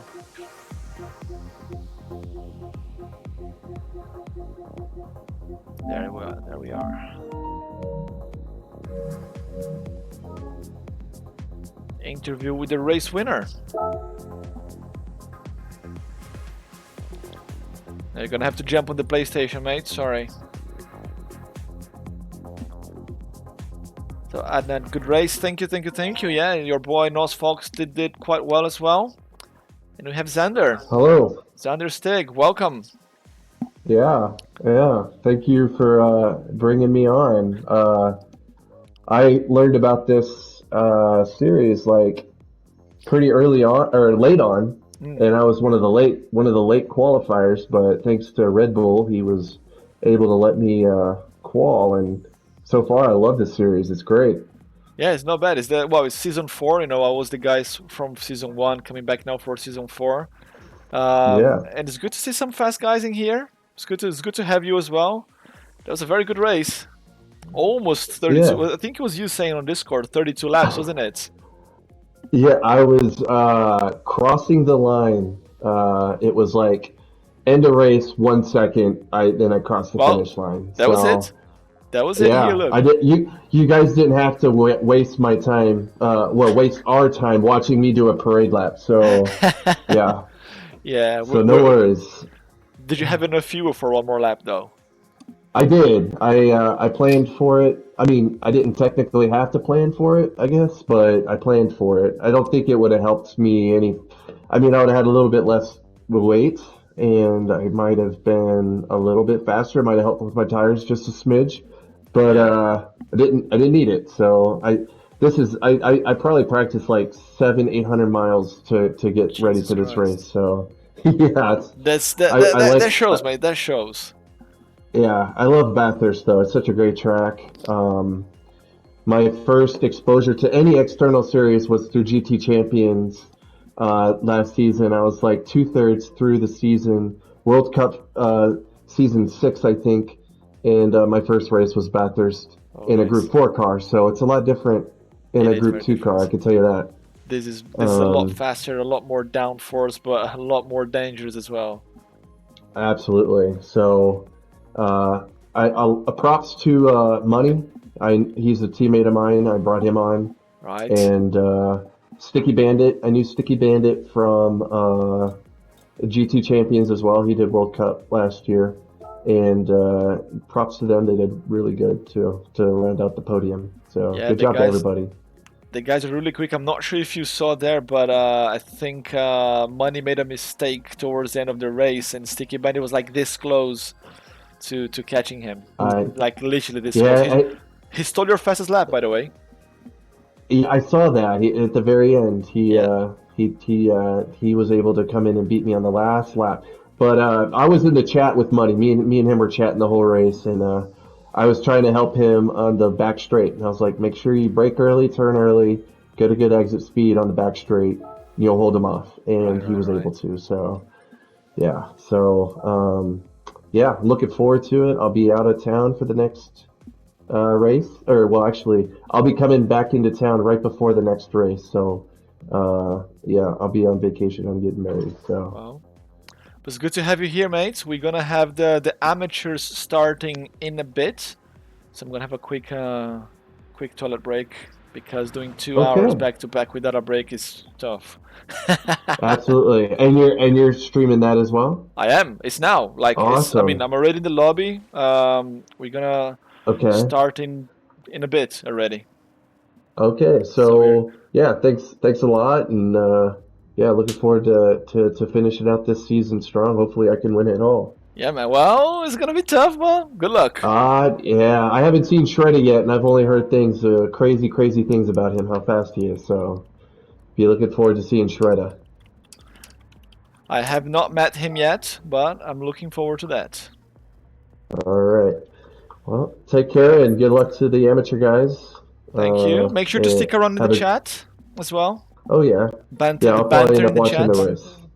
Absolutely. So take care and yeah, enjoy the amateur race. Thank you. Take care, mate. All right. Bye bye.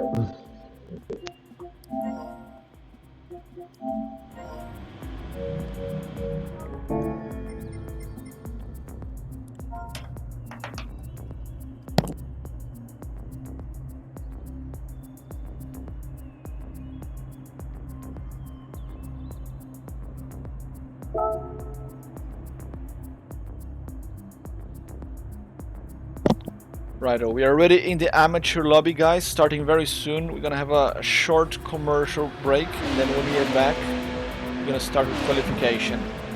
Don't go anywhere. We'll reset 2 times in 3 minutes.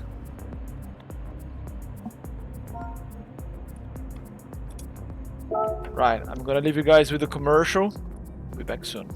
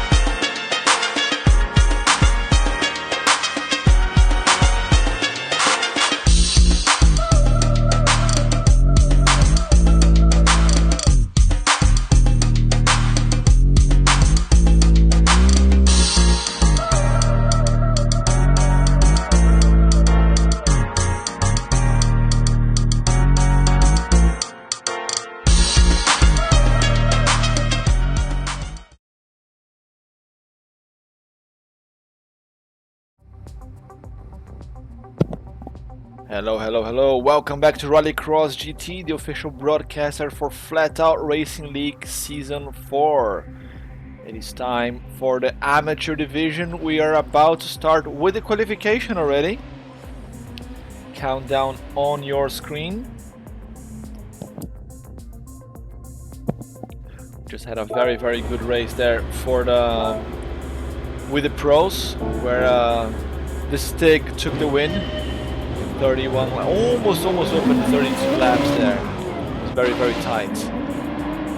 But here now it's time for the amateurs to have 12 cars on the track. And we're racing back to back, so you know the pros started during the day, finish in the evening. These guys are starting in the middle of the night, and we go into the day. Back-to-back races here for you on Twitch. Race will be later uploaded on YouTube as well, on Flatout Racing League official YouTube channel. We have Soonerman, the first one to come out of the pits. Another flying fox here. It's full of foxes here in this league. We've got some other very fast teams and fast guys. We cannot see the liveries right now because of the darkness. We'll see how good these guys look later on. Cynical, who was here with us in the chat earlier on, is the second one to come out of the pits. Let's see what these guys can do. Ireland, third one here. Then we have Crashing Chris. Nice flame livery. Tron Colby. James. Long shot. Raging Hornet. Chip Reeds was here with us in the chat as well earlier on. Living Green. Our good old friend Smoke and Holt bringing back the classic livery as well. Smoke and Holt, one of the OGs, and also raced with us in in Rallycross GT, my league as well. Good old friend of the channel. And last but not least, Moran here is the creator of Flatout Racing League. We wouldn't be here without him, so big shout to this guy. Last one to come out of the pits. He just wanted to have, you know, clean track. Yes. Right, back to the front as these guys are now on their fast lap. We saw some 52s low in qualification, and Stig and Sticky Bandit, they managed to put 52s into the race as well. Those are the pros. I expect these guys to do some low 53s here in qualification, but I'm happy to be proven wrong. Let's see. Superman, the first one out, and he's got a good gap to Cynical. That's good for him as well, because, well, good for Cynical, so he doesn't get caught up in traffic.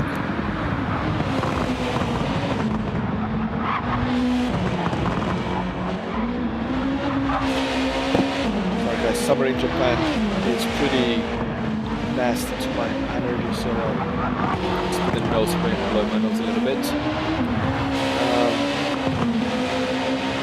Cynical, you can see Soonerman just about there at the end of the straight. Oh, we have Ireland in the wall. And that's in his fast lap. That's gonna hurt him. Let's see what happened. He was already facing backwards. Let's get the longer replay. Go even further back. Whoosh.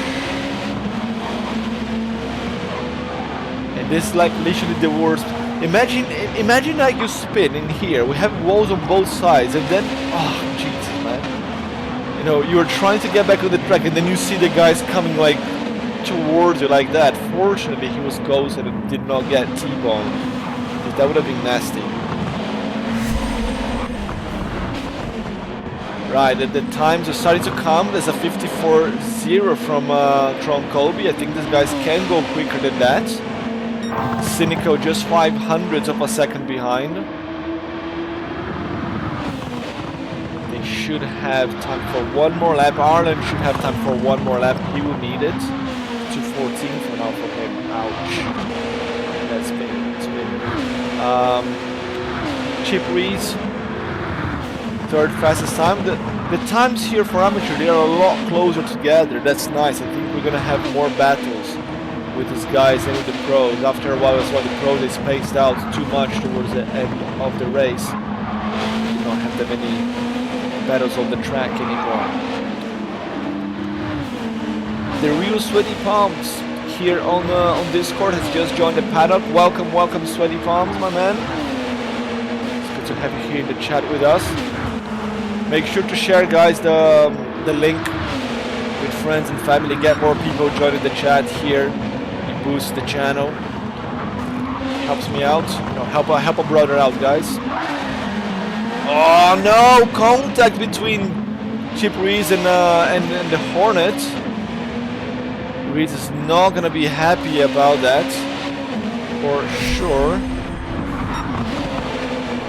Raging Hornet was trying to get past there to improve his lap time. Hey, if you're following the P3, you should just slipstream. You're better off slipstreaming. It's definitely gonna improve your time. So Chip Reese is not gonna improve his time. He now brings the car to the pits. And that's it for qualification. Cynical gets a pole position with a 53.3. That's a very good time. It's a huge improvement actually from Colby's 54.0. So Cynical seems to be the only driver here in amateur getting to the 53s. Can he do that in the race as well? We will see. Then we have James with the 54.1. We cannot see Chip's time. Leaving green the 54.5.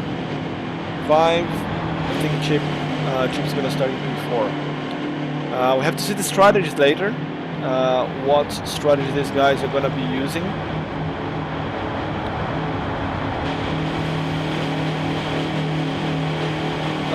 FFR Red Bull GT, that's more in there.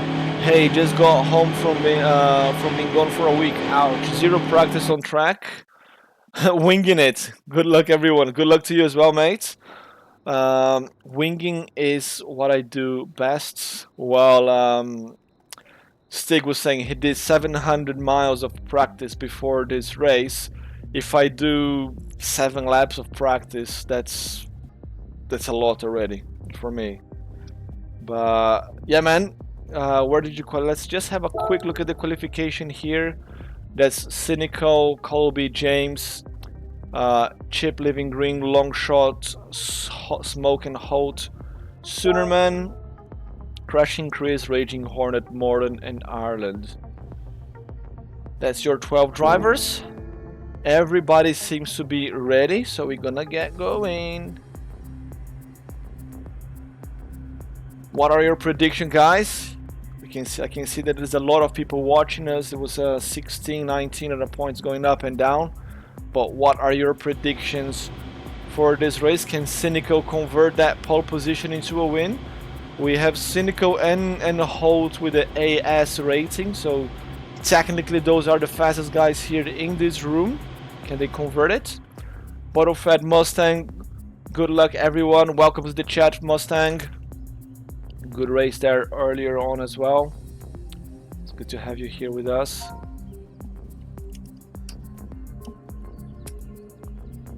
Let's go, guys.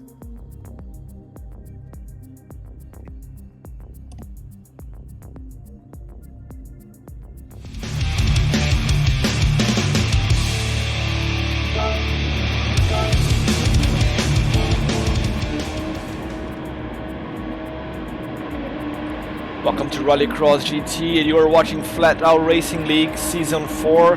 This is the amateur division here in Bathurst, starting the race at night with Cynical pulling the pack. Pole position Cynical in the last minute there, followed by Colby and James. Ready to race, Cynical starts up from there, is going to try to keep that gap after turn 1.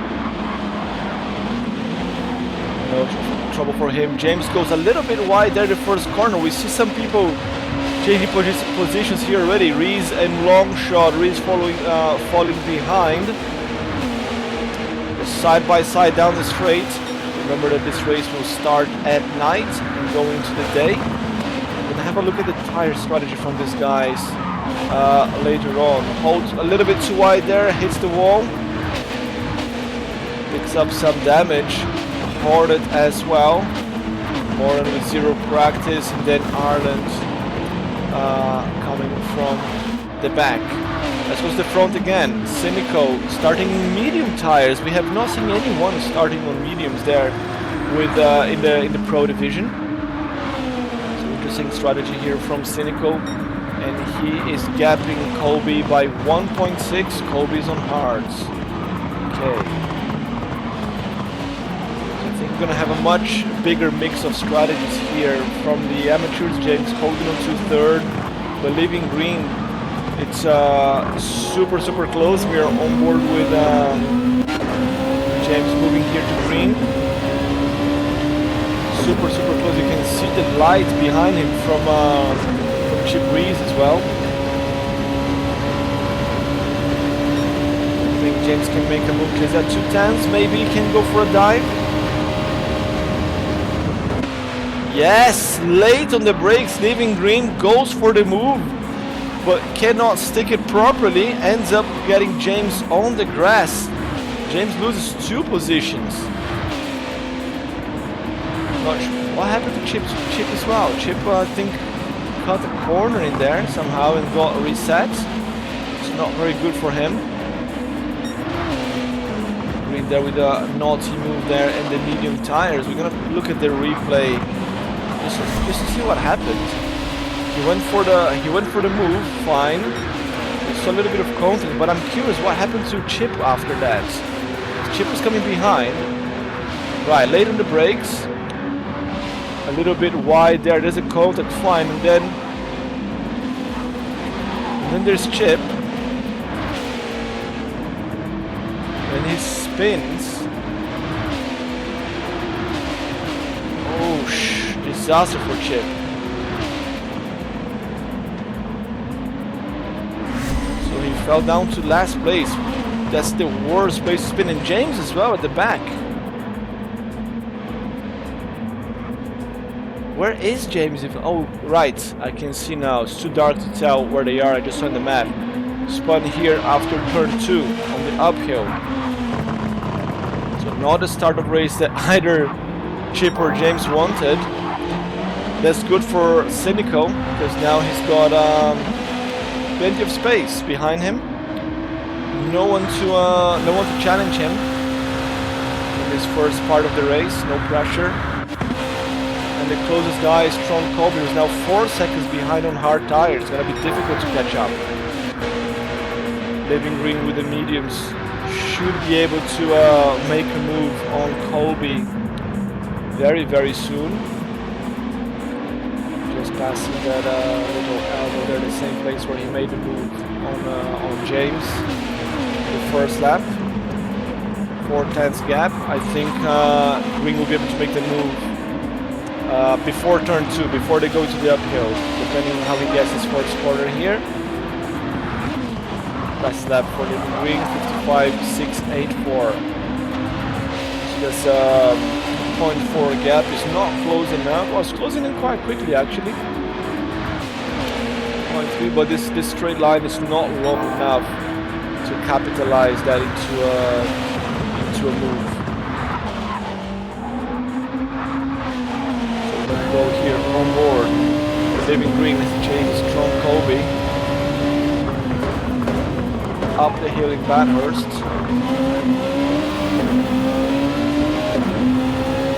He's got the grip advantage. Colby with a slightly different racing line. Oh, contact with the wall there from Living Green. He's trying too keen there to find a space to pass. He wants to take advantage of the tire compound. The guys don't know what each other have as they are, playing in voice chat, or they're listening to the broadcast. know, we had loads of people that race listening to the broadcast so they can get all the insights on fuel and strategy and so on. The gap's now 1.1. Some little mistakes there from leaving green. And it's gonna have to wait to fight another lap. Further back here, crashing Chris Hoden to P4, but he's got long shots right behind him. They're all with hard tires. Smoke and Holt as well. And Ireland, oh, with damage in the front, he's up in P7. So Ireland should be able to catch up. He's gonna have to pit earlier, like sooner than any of the other guys. Might lose some of those positions.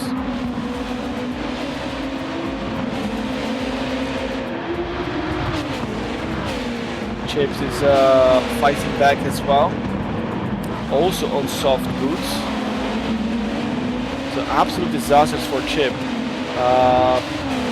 You know, starting up front with softs and then you spin right at the start of the race like that. You have to fight back. It's not good for your emotional. 4 cars coming very close here down the straight. Going purple there for Chip. With a slipstream. With drone camo, a little mistake there from Chip. Swinging a little bit too much. You can see Ireland right in front, trying to find a space to pass. Long shot, touches the wall. A little bit too wide. Ooh, almost Chip wanted to put the car there in between. Ah, contacted the wall again for Chip. Take your time. Time and get the guys at the exit of the Falcon corner there, mate. That's the place. Raging Horn at P9, followed by Moran, James and Soonerman. What happened to Soonerman? 37. Did he have a pit stop or something? Too far back. Back to the front. We have Cynical with now 6.2 seconds gap. And Colby under attack from Green. Same point again. Green still cannot make the move stick. He's much closer this time. If he can enter the main straight this close, he should be able to make the move. Let's try to look at the inside already. Not close enough. 0.5. Not good enough. Was too close at the entry, and the entrance in the corner, and had to brake to avoid contact. Ended up losing too much time. 0.6 the gap going up. Stay with him a little bit longer. You can see the chat here is buzzing. Azure Tech cheering on Holt. Gonna check on Holt in a bit. The gap's going up. Let's go check on Holt. Now-ish. MMR crashing Chris, holding on to 4th place.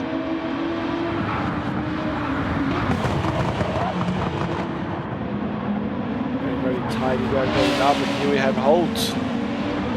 A big crowd cheering for you in the chat, mates. Nicer XGT sticker in the back window, I like that. Oh, and Simple Custom 64 as well, nice. Simple Custom 64 is my mate here from Japan as well. Made that beautiful garage that you guys saw in the commercial. It's right over there as well, the garage. I can show you guys later. Holt is under attack from long shot. Oh, goes a little bit too wide there. Ends up in the wall. Holt, no damage, but lost the position.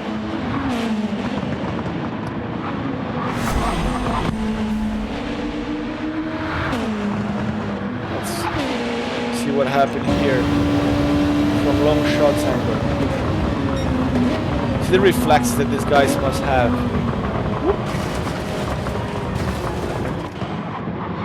Super quick.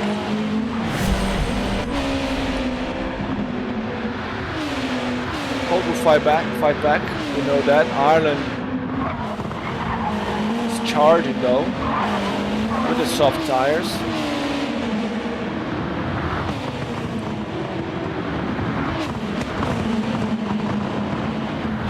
gap on Holt. Let's go up front again. Green still cannot make that move on Kobe. He's losing so much time and precious rubber behind Kobe. You need to be patient in this track. You cannot rush the move, otherwise you're going to end up taking your mates out.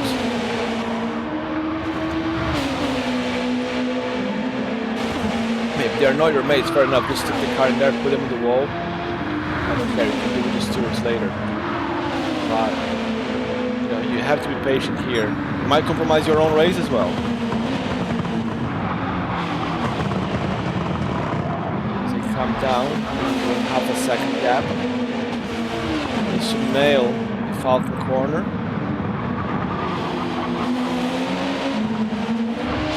Wow, there's a 0.4 gap, that's good.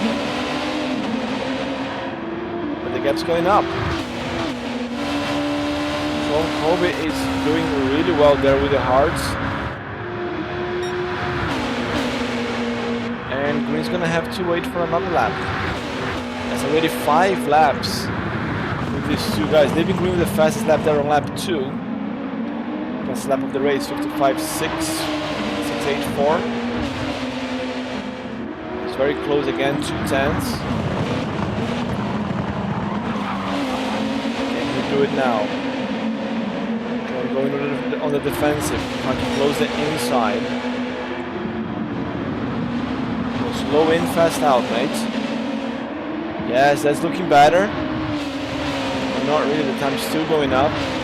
Kobe's doing really well defensively there with the hard tires and keeping arguably a much faster driver behind. He's gonna have to keep waiting. It's a good battle though. Oh, look at Kobe's tires and fuel. There's no reason for him to go and pit earlier here. Absolutely no reason. Cynical is on mediums, so his tires should last quite a bit. In terms of fuel, yeah, Green is also, you know, burning through the fuel super quick. Some little mistakes there. That gets up to 1 second now.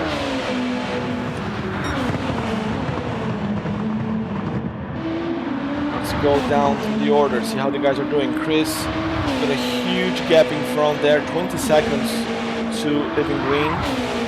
It'll be hard to chase. Long shots also with the hards. Where's Holt though? We've lost Holt. LSP5 lost to long shot, but now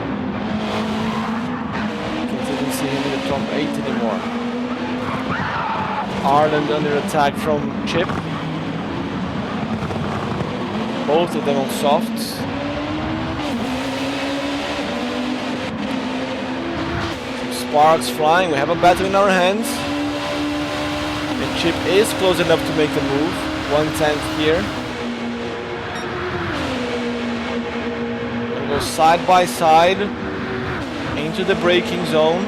No, not side by side exactly. Chip's a little bit behind. I think he decided not to go for it. It's a wise move, I guess. Better safe than sorry, isn't it? Wait for the perfect moment.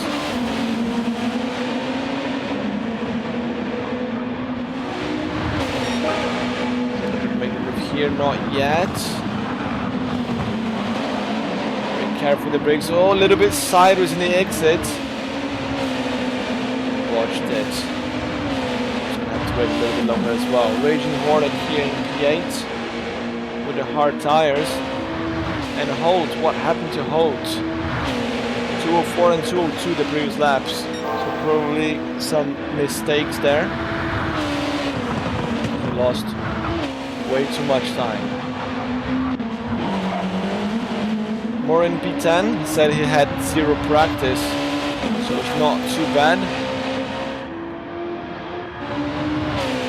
Suderman in P11 and then James in 12. Let's go back up front. Living Green now with a 5-second gap to Colby. something must have happened. Let's see on the sectors. It's probably some 5 seconds up here now. Yeah, 4.4 seconds up. Something happened here on this lap. Living Green lost a bunch of time. And Colby is gonna take advantage of that. Gonna go for an early pit stop. Good stuff. He does not have to hold Living Green anymore. Just go in there. Get some faster compounds in. Sweaty Palms tuning for Smoke and Hold, and TBS Girl tuning for Living Green. Ooh. Got a bunch of different supporters here in the crowd. Only 55% of the tank filled up for Kobe, and he comes out on soft boots. Ireland also going in. And only 26 seconds from the lead. So my calculations were some 25 seconds pit stop in the Pro Division. But those guys are much quicker per lap time. I don't. The consistency here might affect a little bit. It might be more like 27, 28 seconds per pit. I think Cynical might come back behind Colby when he goes pit, even though he just did his best personal lap of 55.790. That's a good time. Living Green still the fastest lap of the race, 55.684, the second lap of the race. Just to clarify, I'm for all Foxes. I see Sweaty Palms. You're not picking your favorite teammate, I see. Oh, they're up to P8 now after the pit stops. Let's go with him a little bit as he changes Raging Hornet. Hornet actually had a bit of a meeting with Gary R. Hit the wall there, gets some front damage. It's fixed now, but Holt had a very good exit of the Falcon corner coming into the straight. Yes, it is close enough. Can he make the move there in the braking zone? Pull right. I think he's gonna wait to fight later. Again, better safe than sorry. It's the experience, isn't it?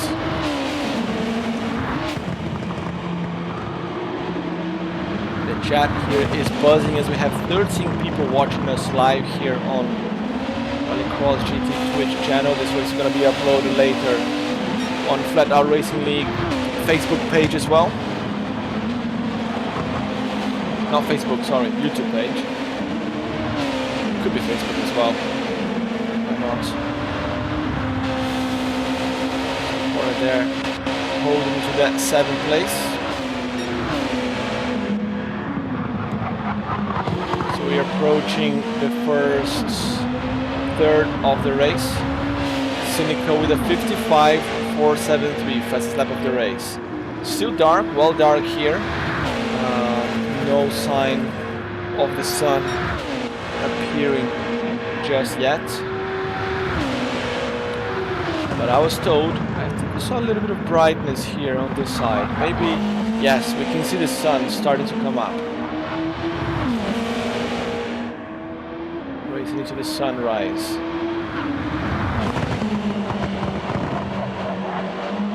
I think as the light comes up, first we're going to be able to see these beautiful liveries from these guys, and second, I think the guys are going to have a little bit more confidence to push throughout the race.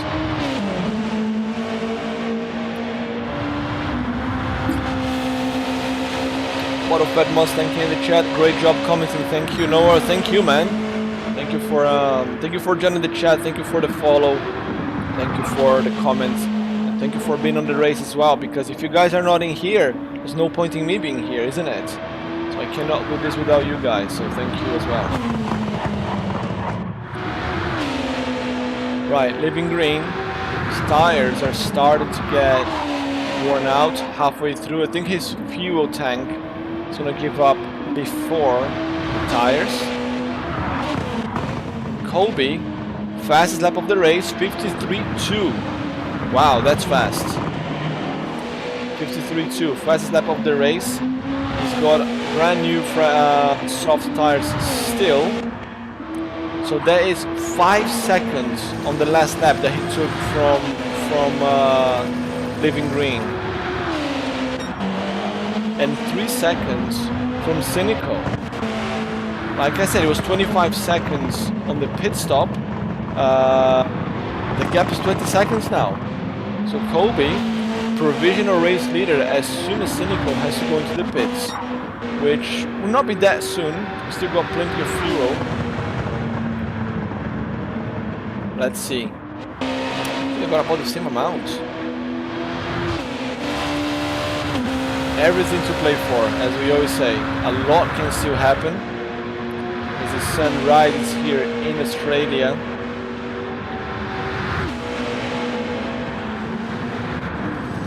Long shot, quite comfortable in P4.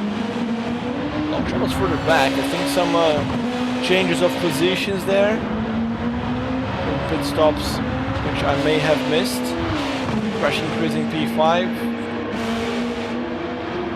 Raging Hornet still holding Smoke and Hold behind.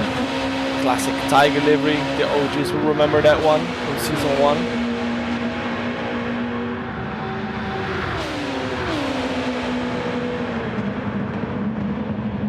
Hold's got a lot of supporters here in the chat.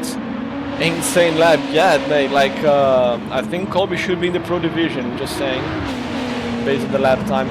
Maybe this is just his favorite track, you know. So we're always better in our favorite track. Long shot into the pits. Oh, a little mistake there from Holt. He's getting really close to the guys and then making some tiny little mistakes and compromising his laps. So that gives Hornet some more breathing space. Let's see Colby here. The gap's 1.6 now.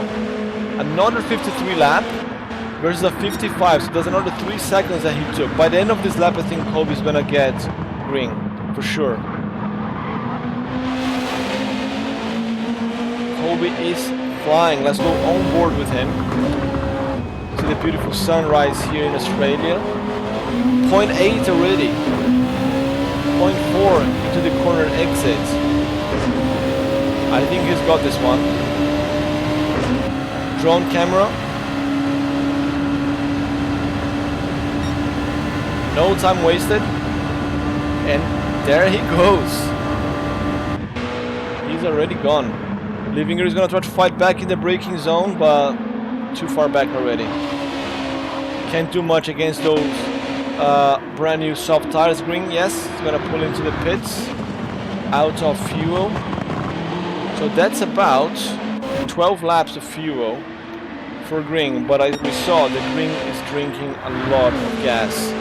Look at Cynical. It's got still a quarter of tank, so that's at least 2 more laps. So let's say 15 laps of fuel. So 2 full tanks, and you can do the whole distance if you are if you save enough fuel.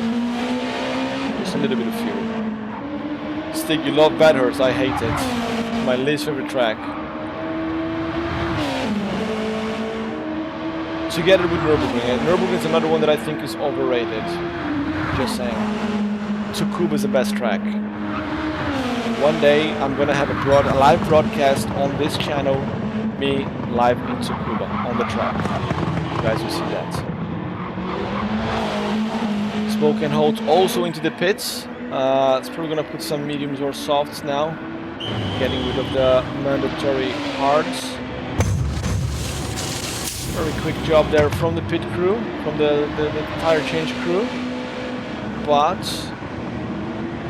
these fuel guys nowhere to be seen. The fuel just magically being pumped into his car. There he comes out in P8, right in front of Chip Reese.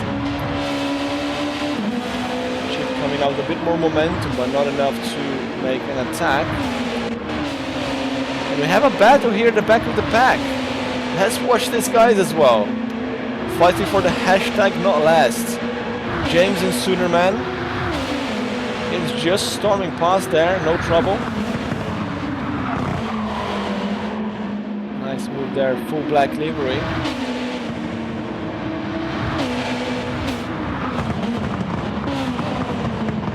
Suderman's got the hard tires on. So that's jumping the mediums. Easier to get past. His personal best as well, 56.0. Ireland will be under attack from James very, very soon. James qualified pretty well in the race. Look at that. The gap is going down super, super quick. 0.4 quicker already. His personal best. And we have Ireland in the wall. Ireland in the wall. James trying to avoid contact.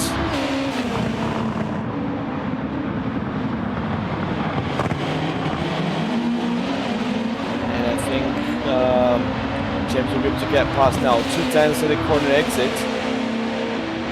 There he goes. No chance of defending. Actually, Ireland is holding quite a bit there. We're side by side. James got the inside in the first leg, Ireland in the second leg. And there we go, good job from Ireland defending from James. Oh, a little bit of contact there on the exit. Door to door, rubbing is racing. Very, very good job. James must be, quite livid there with that move. He's got the newer tires. Oh, almost a mistake from James. You saw Holt making the same mistake earlier on, trying to getting too early in the throttle there on the final corner and almost binning it. Very good battle there between James and Ireland. Shows that the guys at the back, they can fight as well. It's not all about the front runners. Right, the sun is up. We can see the liveries properly now. The guys can see the track properly. So I expect the lap times only to go up from here, as in down, up in terms of improvement, down in terms of actual time. Honestly, the track selection this season is strong, Xander is saying. Yes, it's a good track selection. I personally would vote against Nürburgring because I don't think it's a raceable track, and we end up with too much space.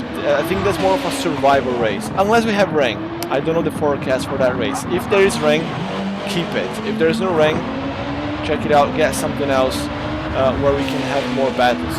The track is too short, too narrow. It's a bit like this one as well. There's not much space to pass in the upper section, so we end up with a huge train and so on. I personally don't find that super exciting. Even Spa to some extent, I find the track a little bit too long, and then we end up with too much big spaces between drivers. But then again, that's my personal opinion. I like to race with road cars, not these monsters here that you guys have. Raging Hornet in the pits, filling up the tank. Mandatory rain at Nürburgring. Well, we can start a petition, Yoni. Speak to the boss. Literally full tank for Raging Hornet. Coming out with the mediums. He might go the distance, might go as far as he can. Almost able to go the whole race with this tank. Almost. And Ireland and James again here, locking horns. James got a better exit, but he's not close enough to make the move. Not gonna go for a dive either, that's good stuff.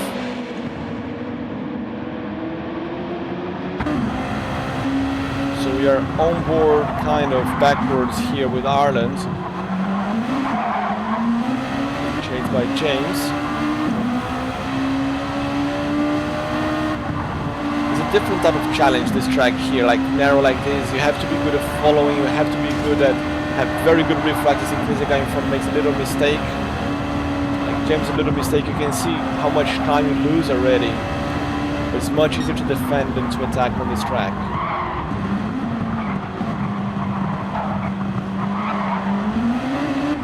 And as quickly as you can create a gap, you can lose that gap as well.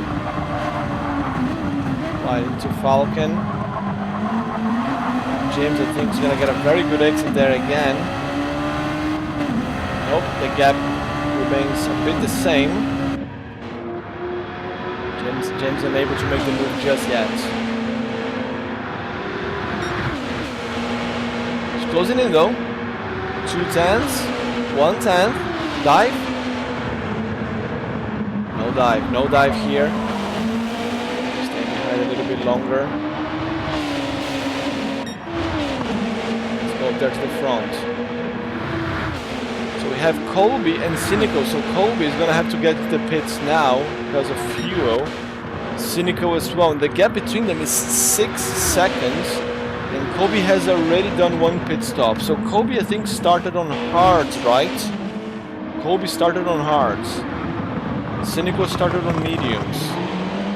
So Colby made up all that time that he lost on hards already in 6 seconds gap. This is looking very, very promising for Colby. And 45 seconds gap to Living Green in P3. So Colby, he got rid of the hards. He can put mediums and go the distance. That's it for him. And Cynical, he's probably gonna put hards and go the distance. Let's see if my predictions are correct. So Cynical's gonna come out first. Full tank. Yes, full tank. Hards. Hold it. And mediums. And they came out super. He's going on soft. So Colby is going for a 2 stops. Sorry, for a 4 stops. 3 stops overall strategy. While Cynical is going for a 1 stop. Okay, so this is going to be very interesting. Colby thinks that he can make up all this difference on the track, including the extra stop. And Cynical is just like, nah, I'm just going for a 1 stop here, go the distance, and you're gonna have to work hard to pass me, which, you know, I think Colby can do it with the soft versus hard. But this is going to be very, very interesting, guys. Nothing is decided just yet.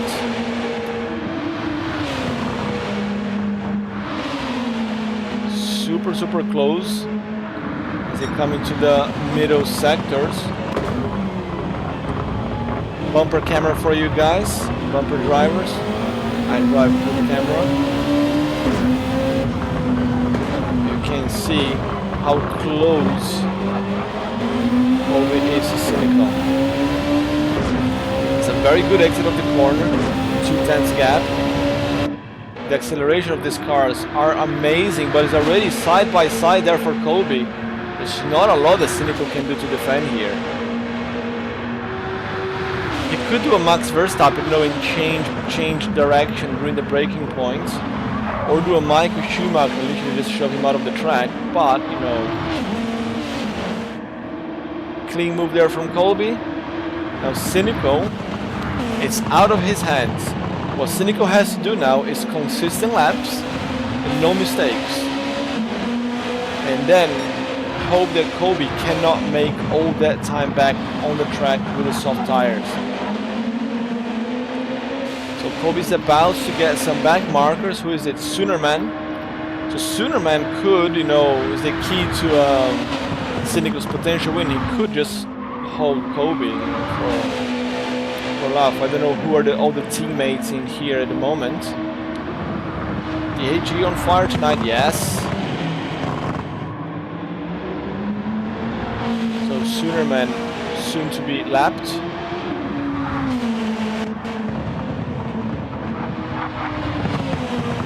Moran with 0 practice, just clinging onto it. Chip Rees, beautiful blue, in 10th place. Cynical done pitting, yes. That's it for him. Now is Colby's gonna have 1 more stop for sure. The softs are not gonna last a distance, and he didn't fill up the tank heater. Ooh, we just caught it here on camera. A little mistake from Ireland. Let's check that on the replay.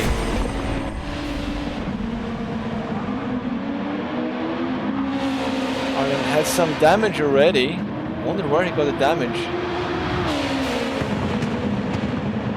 Then final corner. Early on the throttle, yeah.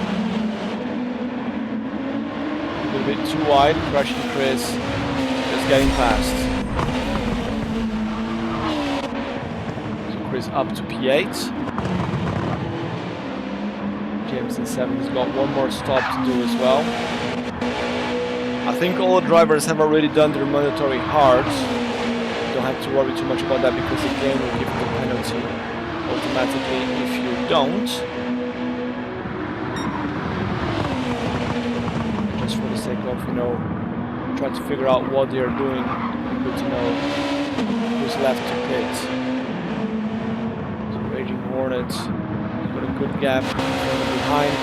Holds in P5, but he's got one more pit to do for sure. I don't think these stops are gonna last the whole way through.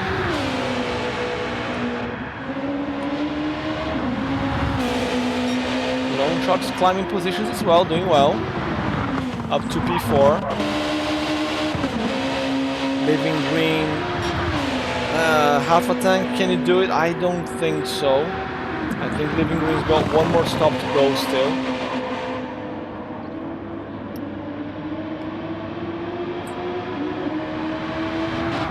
Two Foxes the top 5, yes. Sorry, wait, there's Holt here, and who's the other Fox? The Living Green? Does not have a Flying Fox Racing sticker.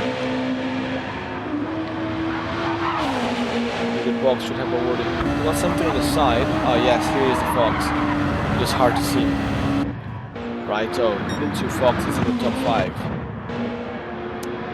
Meanwhile, MMR Cynical, so he's lapping at 57, the last lap, his first flying lap with the hard tires.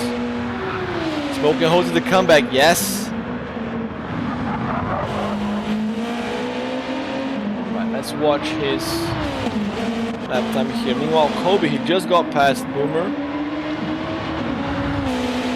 So he's doing 54.5 here. Meanwhile, it's another 57. So that is 3 seconds difference. 3 seconds and they have 10 more laps. So that's 30 seconds. 30 seconds quicker. And the pit stop is some 25. It's gonna be tight. It's gonna be very tight. But if my rough calculations are correct, Kobe still got it. Unless he comes out after the pits behind Cynical. I have not done all the calculations yet. If he comes out behind, he's gonna have to pass Cynical again, and that might, you know, change the whole thing. So bring for his final pit stop. Putting the soft. Oh no! Penalty! The first penalty of the day here by cutting the corner. 4.5 seconds. That promotes long shot to P3. Long shot still has to pit.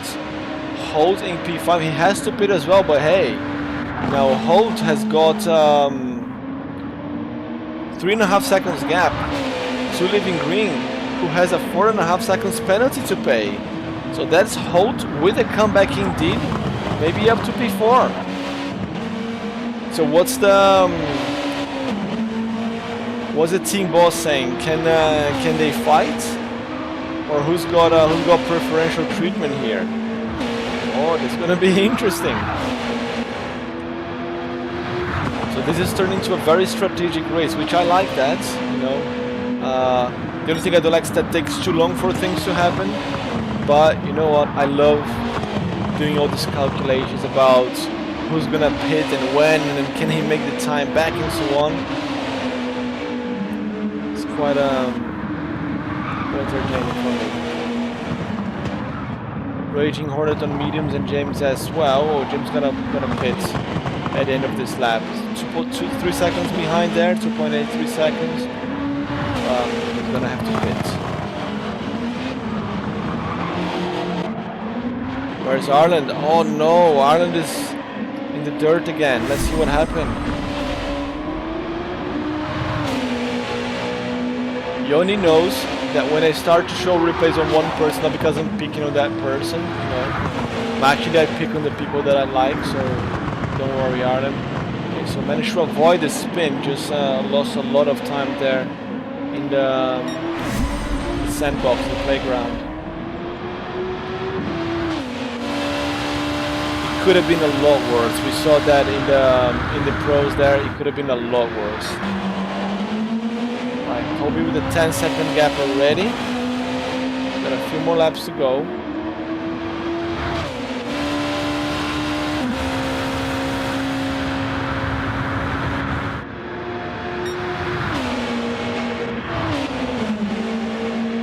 Cynical. Still clocking 57, almost 56 there for Cynical. 57.001. And now, Kobe's clocking 55s, not 53s anymore. So all the calculation that I've done was assuming Kobe was doing 53, so if he's not doing that anymore, Cynical might take this one.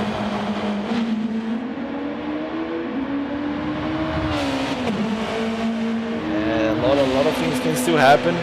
Guys, come on, let me know in the chat, what is your prediction? Do you think Kobe's got this one with one stop more to do, or Cynical's gonna take it with the one-stop strategy? Very interesting strategy. Like, you can see so many different strategies here. People using the 3 compounds, people going hard, soft, soft, people going one stop, like medium and hard, not even using softs. It's beautiful. How do I get screen time? Oh, that's how you get screen time, Yoni. Yes, big brain move. Or you just lap the sponsors in the back of the car. Look at that. I need to show this to Simple Custom 64 later. He's gonna be super happy to see his sticker in the car as well. But Morin was very clever. Where's Morin now? He's in P9. So Morin was very clever to pick the Hondas for the season because he knows I love Hondas, and he used that as a bargaining coin to get me into the broadcast. And look at that move there from Morin. Absolutely no time wasted. He came, he passed, and he went. James didn't even see where that came from.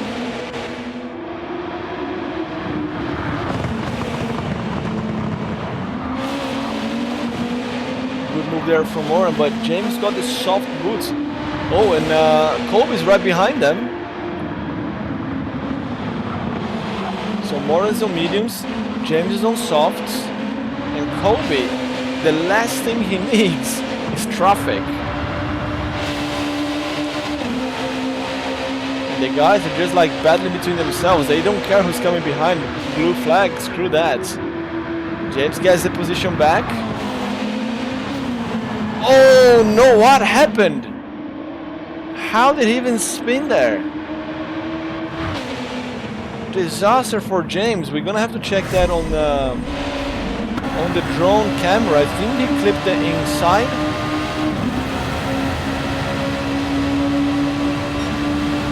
That's a very curious incident there. So he was in front and right. Curb. The sausage curb got him.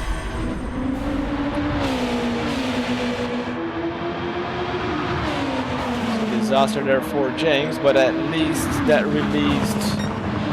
Well, Soonerman managed to pass. Morin then is free to just do his thing.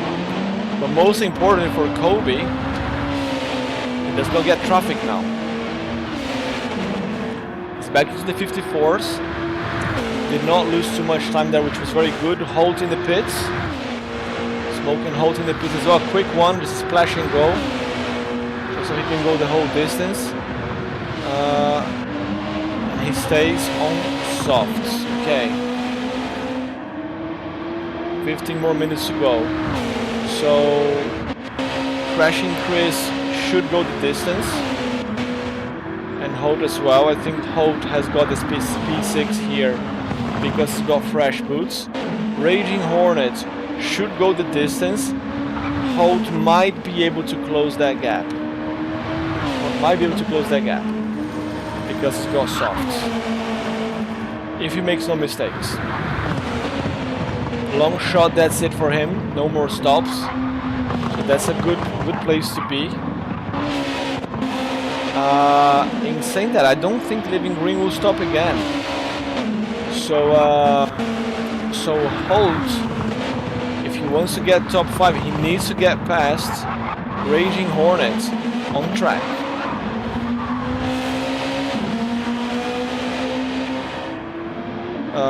Stick saying in the chat that curb is a killer. Stay far from it. Yeah. With this car, these cars are too low and too stiff. They cannot ride the curb.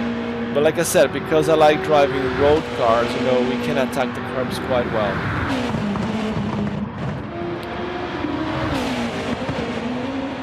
Long shot P4, Living Green P3, and here we still have Cynical and Colby. So Colby's gonna pit now.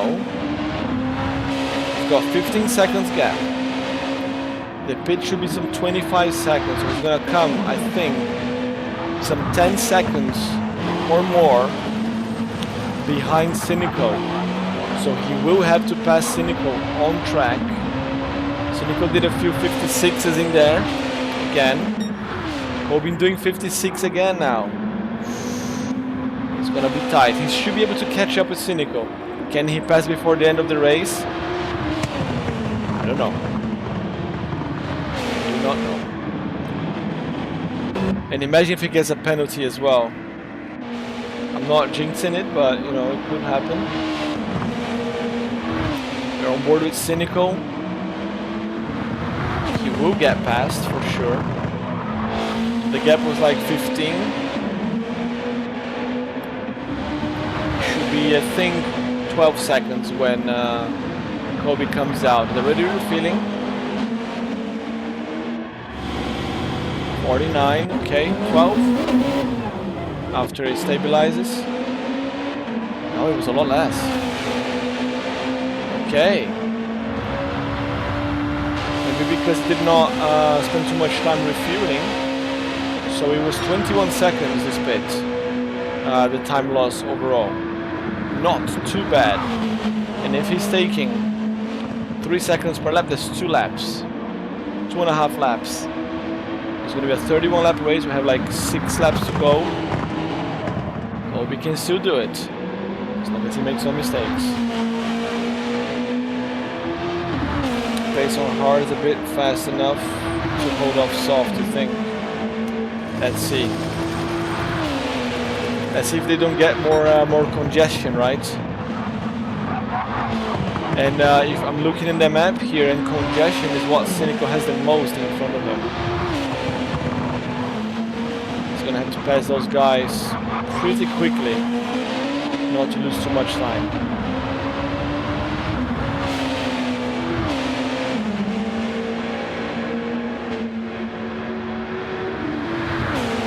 Progenitor saying here, Tron is clever. You're going for new tires next lap. Take as little fuel as possible. That's exactly what he did. That's exactly what he did. The gap is down to 0.6 already.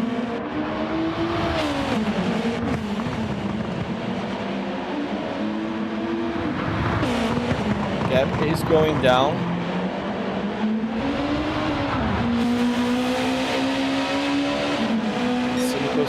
Still not stuck in traffic, so that's good for him.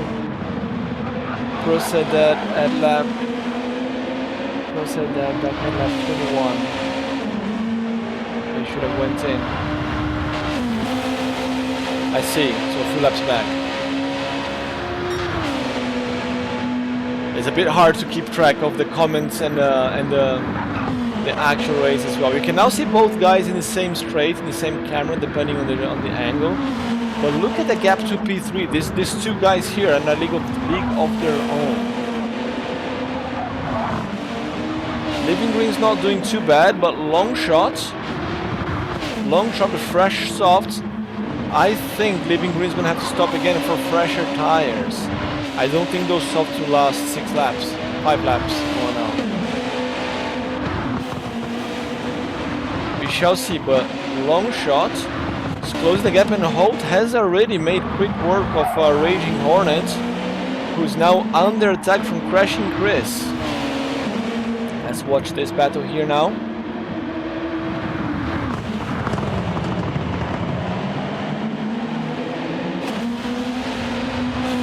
Crashing Chris lost a little bit of contact. Next 1 second now. They're both on very worn mediums.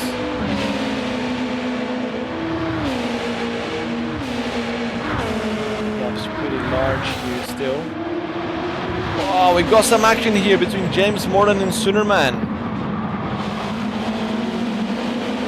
Good action here from the guys at the back. A three-way. Arlen struggling a little bit there. Oh, again in the wall. No Arlen's day.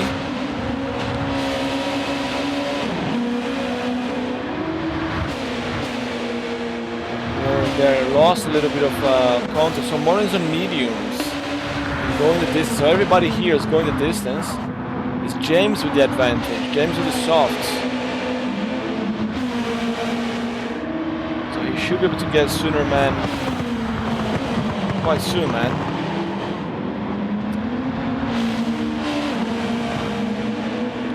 See what you can do. Let's just quickly go there to the front and see Kobe 3 seconds gap. We don't want to miss that. Let's keep an eye out on that battle, but let's see this one. Can James make the move? Not before the downhill for sure.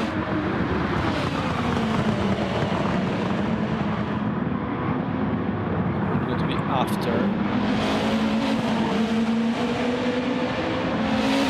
Right, pretty tidy.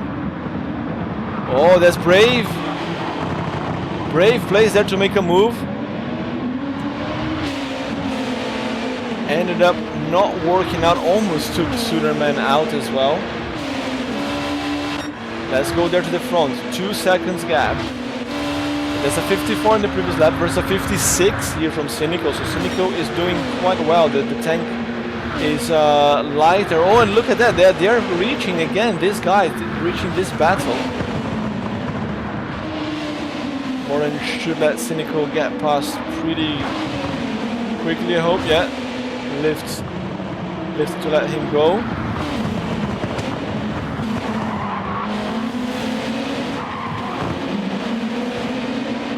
So a little bit too much noise there from Kobe.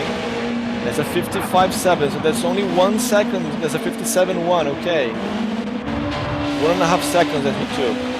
So there's another 2 laps. That's gonna be very tight, guys. That is going to be very, very tight. Kobe can still do it. He can catch up. Can he pass? Moran early on the brakes there to let Kobe pass, okay. Good guy Moran. Right, this is the battle. The battle for the win. But we should be able to get very close by the end of this lap. But then he still needs to pass.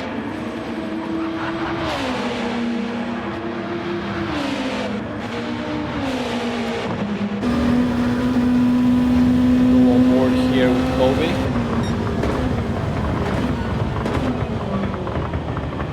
Remains 1.7.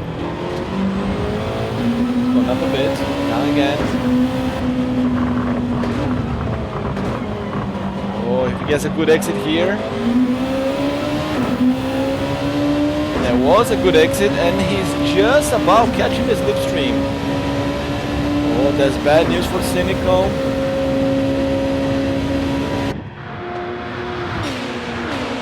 Not close enough to make the move, but it's close enough to get into the slipstream. Definitely next lap we're gonna see a battle here. 5 minutes left of race. That's 3 more laps. It's 29, 30, 31. Oh, look how close they are. That's it for Kobe. He's got the bread and cheese in his hand. That's a very, very bold place there to make a move. Ends up taking Cynical out into the wall. Gonna give the position back.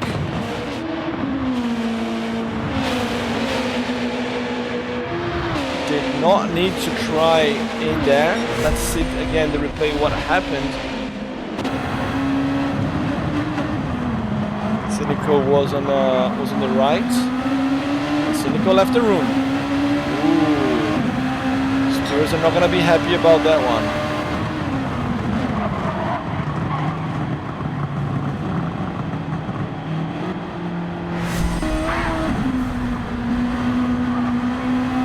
Pretty much Kobe guaranteed the win there. I think Cynical should have stayed and just complete the race. But who am I to judge? And look at Living Green. He's still making those tires last. He's got 3 more laps though. I don't think it's gonna last that long.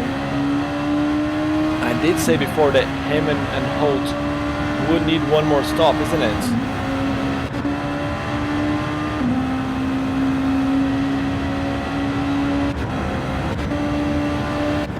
Kobe is pretty safe up front there. Bit of mistake, and I think his tires might not last either. Sorry, I was looking at the wrong person. Looking at Green, so Kobe's fine. Green here now making a lot of mistakes. I think the tires are starting to cause him problems. Long shot can smell blood. He can see Living Green limping there in front of him. He's gonna make a move.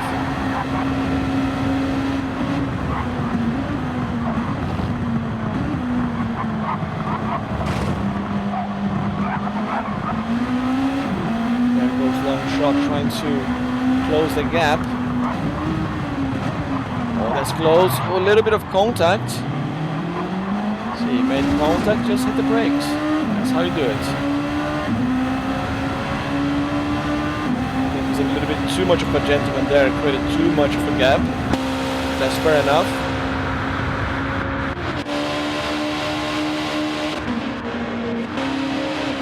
Meanwhile, Holt has got another 4 seconds to make up, but I think Green will have to pit.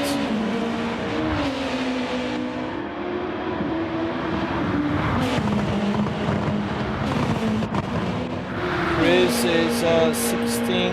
I think if Green stops now, he comes back in P5, I think.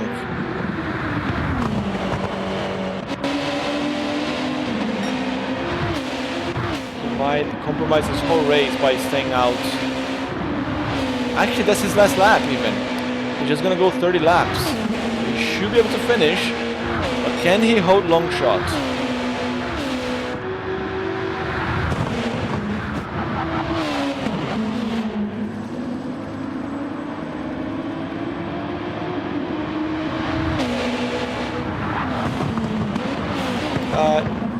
Stig asking if you quit the race to lose the Stewart Atkins.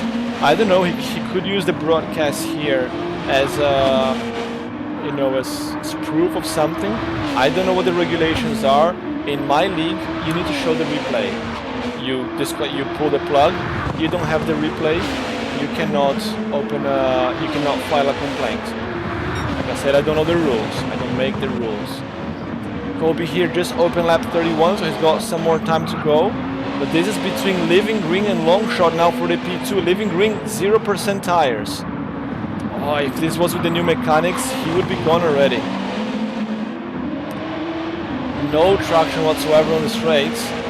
It's easy prey now for Long Shot. Actually, he's holding on quite well. Still 2 tenths here as we're going to go to the straight. How about the braking zone? How's the car gonna behave? Oh, that's tight. That is very, very tight. Long Shot nudging him there in the back.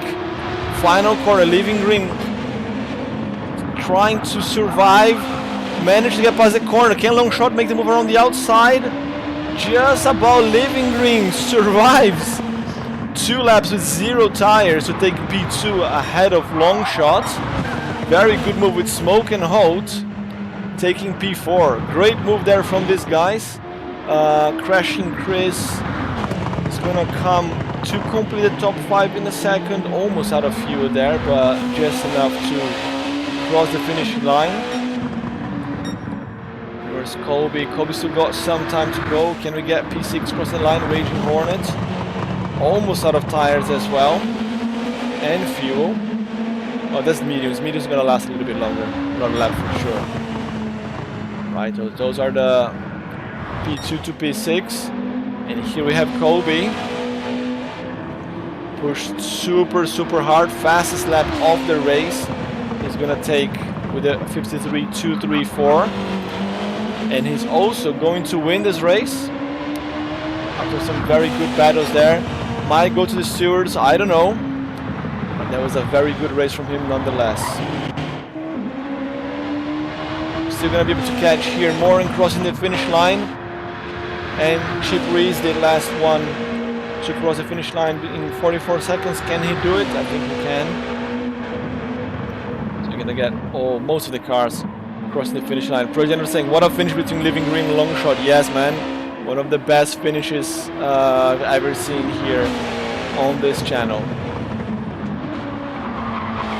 Chip Reese is gonna close the race in P10. Not the result expected. Some trouble there at the start. But that was one good race.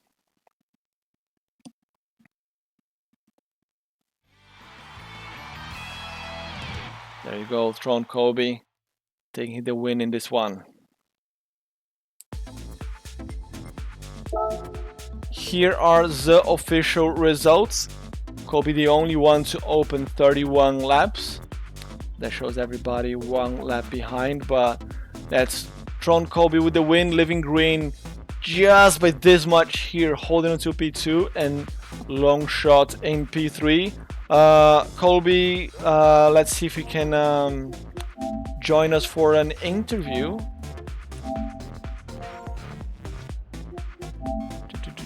Do I have him as friends though? TH. I do not have him as friend. Let's see if I can add him now. Your profile. Player page. First, add as friend. And second, start party. Let me get the other headphones. I forgot.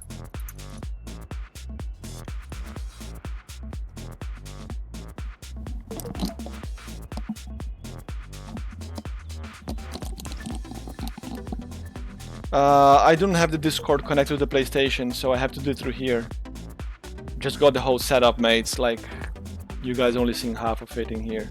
I've got the computer screen where the game is. I got the laptop in here. I've got the one headphone. The other headphone is just a bit messy.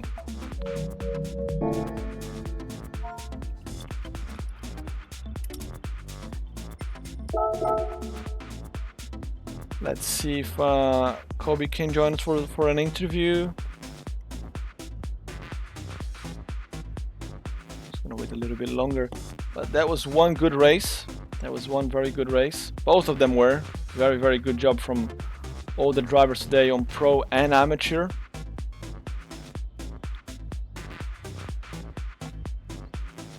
Discord on your PlayStation 5. Yeah, I just need to connect it, I guess. I don't think I have done it yet. Maybe I'll try to do that ahead of the next race.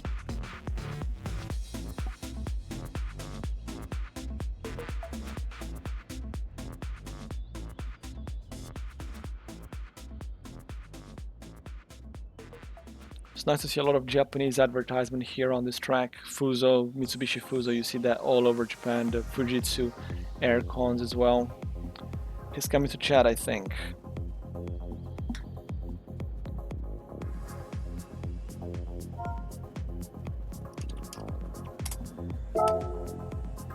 Let's see if he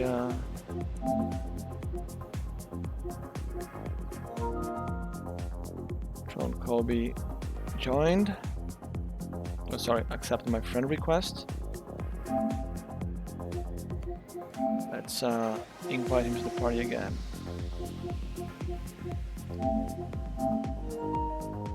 Another invite sent. There he is, Tron Kobe. Hey, how you doing? Can you hear me okay? Yeah, I can hear, mate. Welcome to the commentary box. Mate, that was a very tight race. Interesting strategy there. I'm sorry, what's that? There was a very, very, very interesting race there, your strategy. Yeah. Oh yeah. I had a good strategy coming in. Um, just a 3-stop. I thought it wasn't gonna work. Yeah, there was a very, very tight towards the end there. A little bit of contact with Cynical there. Don't know if he's gonna take that to the steers. He clearly didn't like that. But well, what's your view on that move there? The gap was there, you know. Yeah, I made a mistake. You heard him. I was trying to wait on him. I let off the gas, but he just left the room. So, my apologies, Cynical. Um, Hopefully I'll see you in the next race and it'll be cleaner.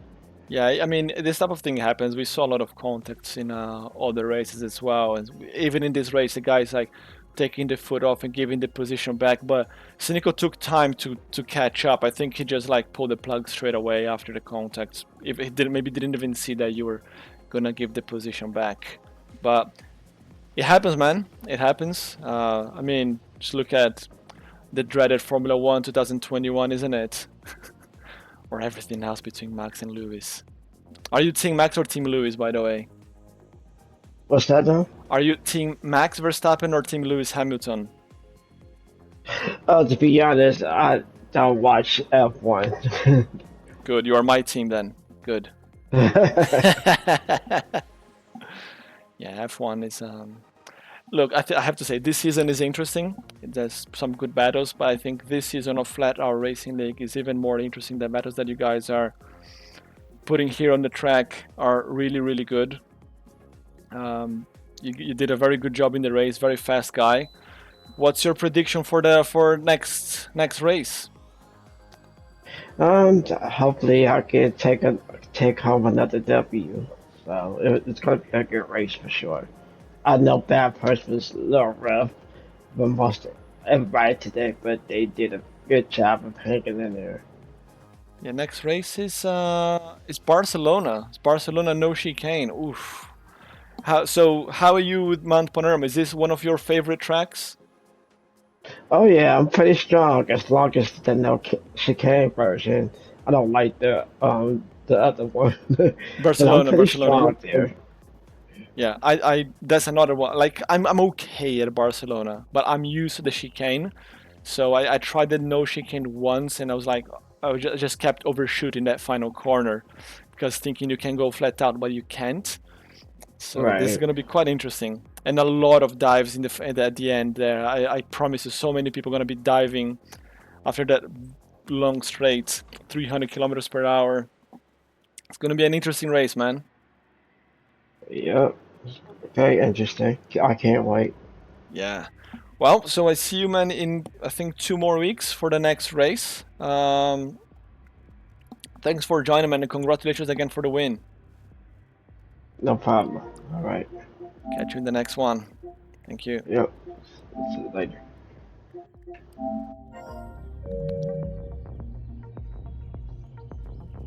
Right, guys. That's it for today. This was Flat Out Racing League Season 4 here in Rallycross GT. This was round 2. We see each other in about 2 weeks' time on the 26th of July if you are on this side of the world, 27th of July on this side of the world. For the Barcelona track, no chicane. And yeah, always a pleasure having you guys here. Congratulations to Tron Kobe and to the Stig for the win there with the pros. And see you soon. Thanks for everybody in the chat as well. The chat is buzzing here. Sweaty Palms, good job, Rally. Thanks, man. Red Bull Racing as well. Thank you. The Stig saying here, go tell that to Robbie Heck. Didn't really care for blue flags during GT World Tour. Well, you know. Yeah, it happens. I think I mentioned we need to find the replay of season 1, the incident in Kyoto where Black Marker just took P1 and P2 out. That was quite interesting. But anyway, guys, I'll let you guys go. I need to go and prepare lunch with the missus. And yeah, thanks again for joining. My name is Kurt Dunninger, and thanks for watching.